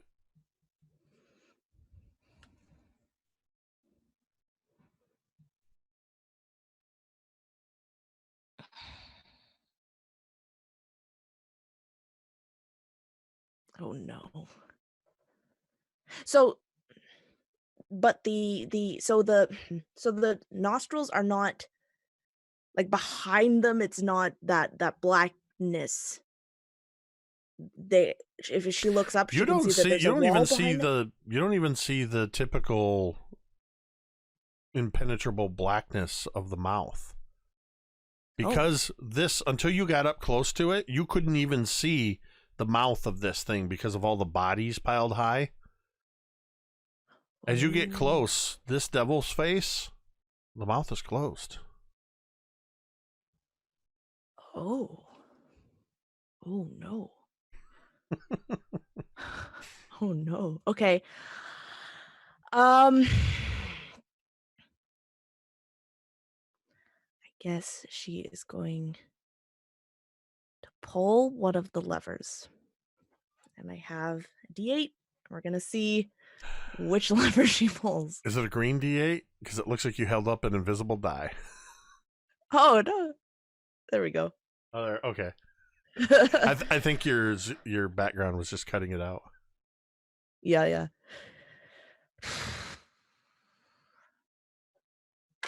Left nostril or right nostril?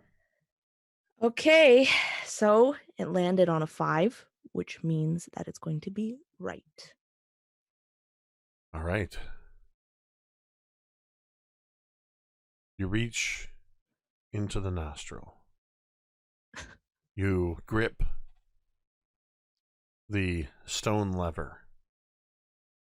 You have to feel for a moment which way it's going to move. Then you feel that little bit of movement. Shakum. And because you're standing right there, standing on dead corpses, the eyes of this thing are right in front of you. And suddenly, the eyes begin glowing with a deep red light. You vanish. You, the Zorn, about, well, let me see. 47 rotten corpses, and the Odiug that was crawling around underneath them all appear outside of another green devil face in the hallway on the first floor of the tomb, in front of that first green devil face that you saw when you entered the tomb. There's a moment of confusion as the bodies are just literally piled into this tight space, and you hear something, and the Otyug goes scrambling out, confused and perhaps frightened. And I'm going to roll to see which direction it goes. It's only got 3 choices. It takes off running to the south, the very entrance that you came through. And as it's running that way, you hear, and you see this thing's form as it gets perforated by the arrow traps that you had avoided when you entered. As it went running down this hall and just, and it slides to a stop, dead in the hall. You are in the midst of all of these dead bodies. To your left is the still shattered remains of the crystal window that Qualu broke through to get you into that room that had all of the stone chairs and the feather masks. It was the very first. To the right is the hallway that leads to the grand staircase that leads all the way down to the lowest level, where you found all of the brass plaques. But you know you are on the first level.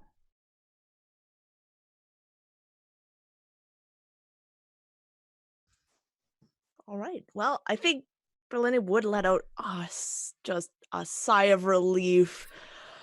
Oh, and Megan also lets out a sigh of relief as oh god, okay. Well, that Brilinya, knowing where she is now, is going to head towards the balcony All right. So, am I correct in assuming you are going to retrace your steps to try to get back to this room? Yes. Yep. Okay. So, Yes. I'm going to say that it's going to take you a bit of time because you have to go down 4 levels to get to the very bottom, to get to the room with the gargoyles, to go through the hole in the floor, then move through the gears to get through the open portcullis, and then get down through that room. So we're going to cut back to everybody else. We've got Taliel, you've eaten a little bit, but you're still cursed with hunger. Vale, you feel fine. Qualu, you're cursed with hunger. Are you going to do anything? Are you going to eat anything? No, Kalu is determined that the food is cursed, and that Vale, this is all Vale's fault.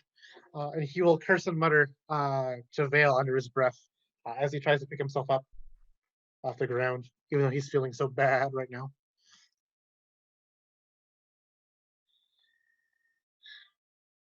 This is all your fault. Does the hunger abate at all? No. No, you are legitimately cursed with continuous hunger. Qualu, all of your attacks and ability checks are at disadvantage. And Taliel, you're under that same effect except for strength saving throws because you ate the boar. Yeah, going for the beer as well, because I'm Why thirsty not? too. Just going to double, triple down. Yep. All right.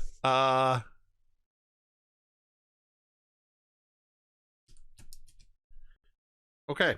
So 2 things happen when you drink the beer. Well, 3. 1, oh my gosh. You know that when you haven't had beer in ages and you get a nice cold beer? Oh, that's so good. That's so good. So that's the first thing. It's just really good beer. 2, you have a special D6. Anytime in the next 24 hours, you can roll this die and add it to any D20 roll you have just made. However,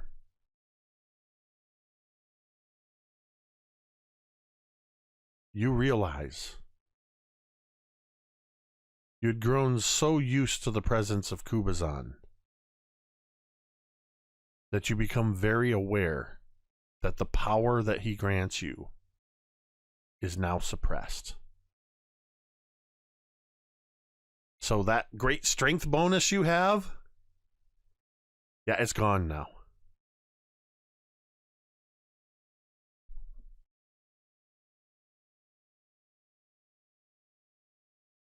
Look, I just wanted some fucking cake, man. See, Mike, I might also tempt you with delicious foods, but my foods are dangerous. Poor Brilinya, you guys are like, oh no, the food might be dangerous. Oh, there's boar, and there's beer, and there's stew, and there's ice cakes. And you guys, Brilinya, you don't even know. She's going to show up covered in viscera, and you have no idea why. By the way, where's your Zorn, Brilinya? He's gonna follow me. Okay. Unless I need to make a concentration check from popping out. Would that have ruined concentration? No. Okay. Then yeah, he would be following me. Actually, you know what? Because of the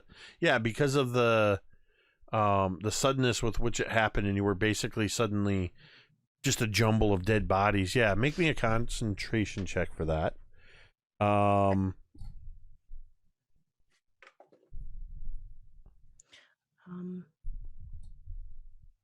What is a concentration check? It's a con check.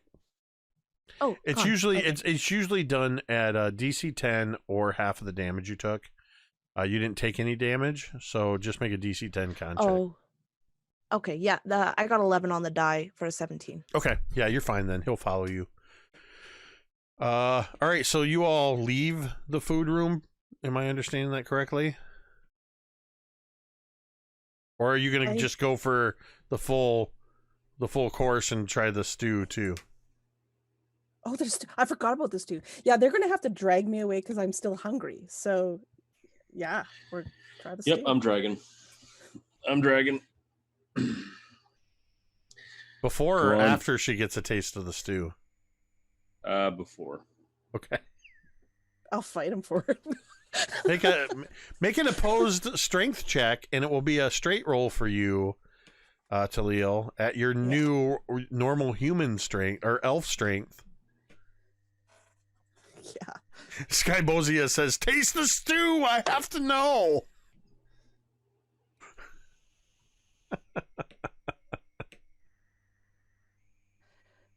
Oh, it doesn't. So you said strength, or is this athletics? Yeah, it would be. Sorry, it would be athletics, which is a strength athletics. check. Which is a strength check. So Okay. you should be able to just click on athletics, and it will roll the die. Yeah, for some reason I have like a little advantage on my athletics. I don't have it on any of the other skills, but I do have it on athletics, and I'm not sure what that is coming from. So is it automatically rolling advantage for you? Well, I'm gonna roll. I'm like gonna roll real dice. I roll Okay. real dice. I just don't know why I have advantage on just Uh-huh. athletics. I don't know, but So, you don't. You just have a straight roll for this. yeah, so it would be a 16 is what I got. All right, what'd you get, Vale? I got a 22. So, No! sorry, you're like reaching that spoon up for your mouth, and Vale's got your arm, and you're going and he just knocks the spoon out of your hand and drags you out of the room. All right, One-handed, yeah, one-handed. by the way. So you do have those negative effects, Qualu and Taliel. And no, so since more than one person is apparently asking, there currently is not a chat command that brings up the stream schedule, which is weird because I had it for Jasper's last week. I will add that. It is on when the stream goes offline here in just a little bit. There is a stream schedule on screen, but I will add that chat command for future visitors.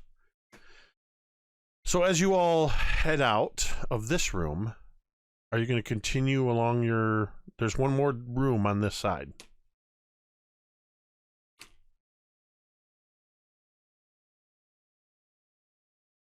We listen to Qualu this time, he says, like with a shakier stance. Oh, go on then. Did you say Gotan? I'm not here for your puns. How dare you mock me? Gotan. No, go ahead. Go to head. Why are you being so gruff with me? Oh, I'm not gruff at all. I'm happy. I've got a full belly full of cake. How You're you trying to feeling? goat me with the fact that you have eaten food. Yeah. Let's get goating. And we'll move to the next one. All right, well, the next one is Everyone takes 100 psychic damage for my puns. the next one is the Trial of the Hexagon. That is going to be on the same side on the left. You walk in and you see a large, cracked, six-sided mirror is mounted above a stone shelf protruding from the opposite wall. 5 unlit candles stand on the shelf, each made of yellow wax and covered with tiny black sigils. Scrawled on the wall above the mirror in dried blood are the words, "Piggy, piggy, piggy." Yeah, that's you. Qualu says as he reads that, talking about Vale.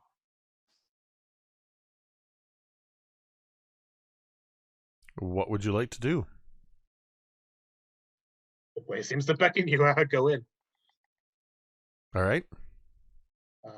As Qualu. Oh, by the way, pushes sorry. Vale into the If I room. didn't say it already, the shape on this door is the hexagon, the 6-sided figure. Qualu almost like pushes Vale into this room. Go on. It beckons you in. Go in. No. Please be my guest. Gonna listen to you. You go right ahead. Matter of fact, both of us we'll stay out here. You want to do everything? Go on then. No, Go on, Qualu you. said you listen to Qualu. Qualu didn't say you stay here and Qualu go in. Qualu said, haha, you go in, piggy. Oh no. But if you do what Qualu says, you do what Qualu says. Oh, Or else you are a liar. am I a liar? I didn't say that I would. Doesn't make any sense. You don't make any You're sense. not the one making sense. Right. Well, I am making goat loads of sense. I'm going to start dealing psychic damage to you for Yep. that. yeah, please. It's too much. Too much. Let's start with 15d6 psychic, and we'll just go up from there. Taliel, while these two are arguing in pun, what are you doing as you enter this room? No, don't even do it in the side chat. Don't participate in this. I hate that word. It behooves you. You guys are the worst. You know what? Brilinya, you're the only one. You arrive into this area and find all your friends dead. All right. Oh dear. Oh dear. So while they're arguing, Taliel would be like licking her fingers off, trying to get every morsel of that good food in her belly. But she would go into the room to take a look around at the walls. And sorry, I have lost what you said was on the... So, as opposite the door, there is a large cracked six-sided mirror. So a hexagonal mirror mounted above a stone shelf protruding from the opposite wall. 5 unlit candles stand on the shelf, each made of yellow wax and covered with tiny black sigils. Scrawled on the wall above the mirror in dried blood are the words "Piggy, Piggy, Piggy." All right, I will approach the mirror and those candles. I'm actually curious about what the sigils are.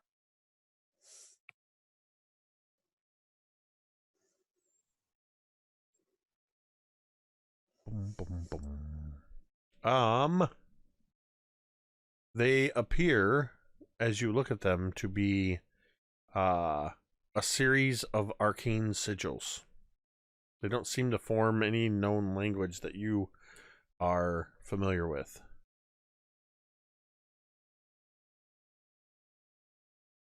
Can I try an Arcana check to see if I could place these, my limited elven knowledge of Arcana? Sure. That's a 10. It's beyond your comprehension. You said you were going to go investigate this area. Now, this will be at disadvantage because of your hunger curse. But you can give me an investigation or a perception check. Okay. And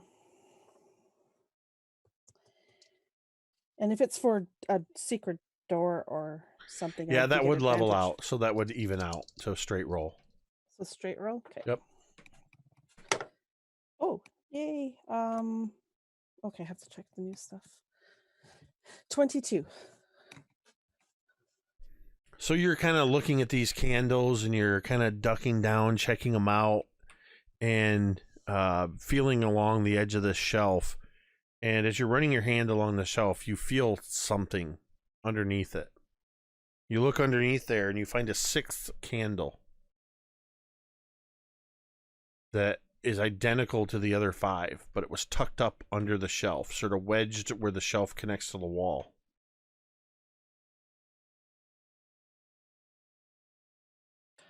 I will try to, I guess, remove it. Yeah, it comes out fine. Okay. I mean, it's just a wax candle. It just looks like somebody hid it up underneath there. Perfect. So with that, you now have 6 candles. 5 of them are like sitting, like sort of like the wax has been melted and they're stuck to the shelf in front of the mirror. Does there look like there's a space Like a There's not space like a missing? designated space for it, but there's room for it to be put there if that's what you wanted to do. Yeah, let's put that there. And having no other better ideas, I'm going to start lighting them. I think getting out my tinderbox and doing such. All right, it's easy enough to light the first candle, and once it's lit, then use that to illuminate the other 6 candles, or other 5 candles rather. When you're lighting the candles, as you have the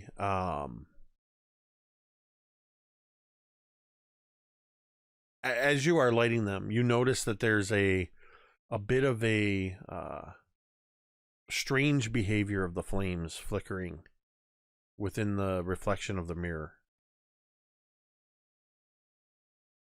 But otherwise, nothing else happens. The only other thing is the piggy, piggy, piggy written in dried blood above the mirror.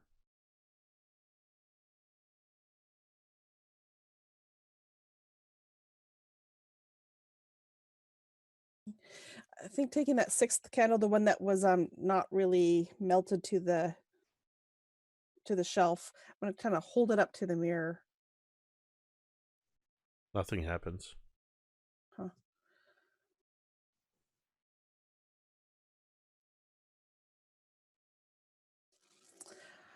I'll turn back to Vale and Qualu.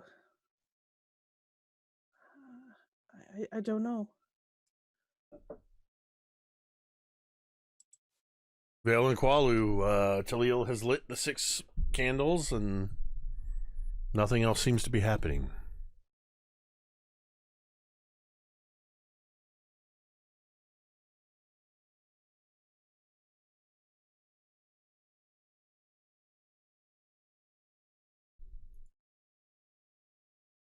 Olu's just gonna be grumpy and hungry. He's like smelling the food from the other room, but he's like, "No, I shall not submit." Any He's trying to, ideas? Oh, sorry. He's just like focusing on his pain, I guess. Vale?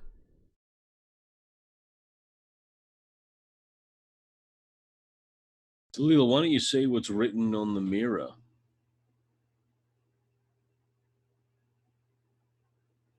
I mean,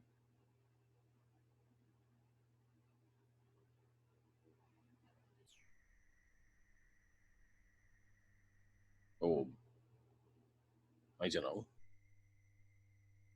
Just out loud? Yeah, like, I don't know, look in the mirror and say it.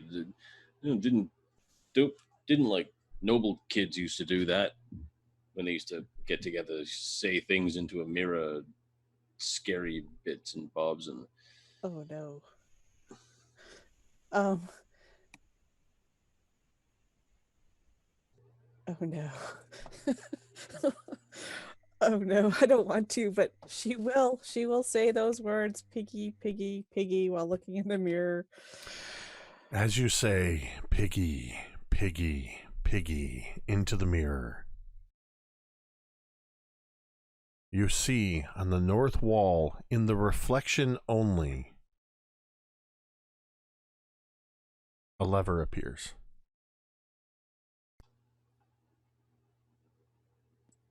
And of course, I would turn my head quickly to see the north wall.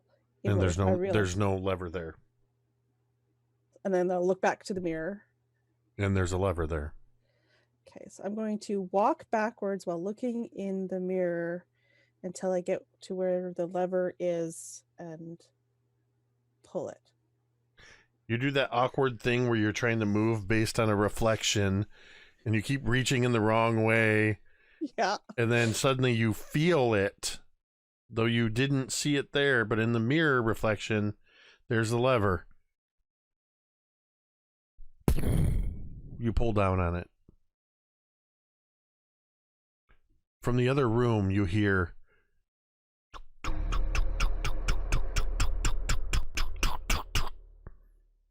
Brilinya, you come down into having made your way through, knowing exactly where you're going, you come down into the room and you see two of the bands of the shapes on the door of the 5 have been recessed. And just as you come in, the hexagonal shape goes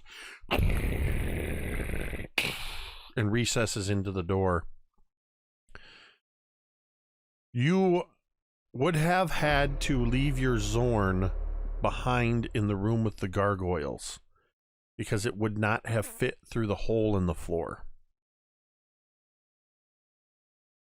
So you come down in this area just in time to see this. And I think that's where we're going to end tonight's session. You've gotten 3 of the 5, unless, let me do this way, because it's 11:35 my time. I'm the only one on the East Coast. You've got 2 more rooms. We can press on a little bit longer if you want, or we can call it. I got to get up at 4 a.m. and go to work. Nope, that's fine. That's fine. It's a good place to stop. Brilinya seems to have had a very harrowing account and has no idea how close to death, or maybe she does, that she may have come. Brilinya seems to be the one that keeps narrowly dodging permadeath in this campaign. And it's happened time and again. Taliel and Qualu are cursed with hunger. Vale had a tasty cake and got some extra hit points out of it. Hey, so, yeah. Guess you guys should have ate something before you left. So, thank you to everybody who tuned in. We had a lot of new people stopping by, checking things out. This is our Chult of Personality Tomb of Annihilation campaign. This was episode 68. This is a Sunday night campaign, 8:30 p.m. Eastern every Sunday night. We've been playing this game for 2.5 years, and the players are very near the end game. They are level 14. As I said, and thank you, Dice Ogre, I saw the notification that Dice Ogre left me a note in the Discord to make the schedule chat command. I'll kind of go over, though, real quick for those that are new here. Jacoby Method said 2.5 years. Wait, what? Yeah, this was the first ever campaign I started streaming on the channel, and we've been playing for 2.5 years. Tomorrow night, normally on Monday nights, and we'll be returning in a few weeks, will be All That Glitters, a Waterdeep, what was a Waterdeep Dragon Heist campaign, but is going to be the new season, which is Waterdeep Dungeon of the Mad Mage, DM'd by Mr. Mike the Piper over here, and M and I are both players in that, along with the MTD intern, Big Bearded Nerd, and our friend Cassie from Porch Pottery, Florida, is a player in that as well, and we'll be starting on that epic portion of the campaign.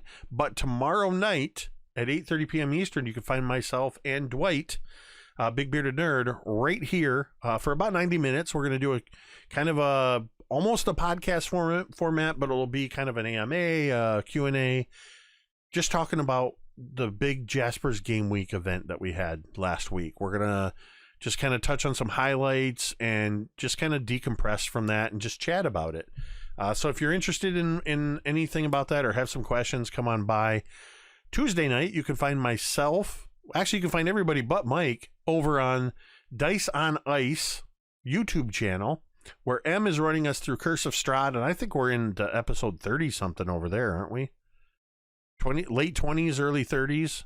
Yeah, 28, I believe. Okay. Yeah, and so we're all players in the Curse of Strahd campaign that M is running over on the Dice on Ice channel. Coming very soon, Big Bearded Nerd and I will be starting a new series every other Wednesday night called Beards and Brushes, Amateur Miniature Painting. We're just two dudes that have no idea what we're doing. We're just trying to emulate the pros and making stuff up as we go. So you can grab a brush, grab a mini, and paint along with us. That'll probably be just a couple hour stream. Thursday nights is the Dawnbringers, where guess what? Once again, M will be here with me. That is our 4th season. We are, I think, on episode 4 of Heart of the Nightfang Spire with those adventurers. And then Yeah, I think that might be it for this week. And then every other Tuesday, I have a Legends and Legacies Lost Mines of Phandelver campaign that takes place on the opposite Tuesdays of Curse of Strahd. And then, you're going to want to stay tuned because we're going to have other new things coming up.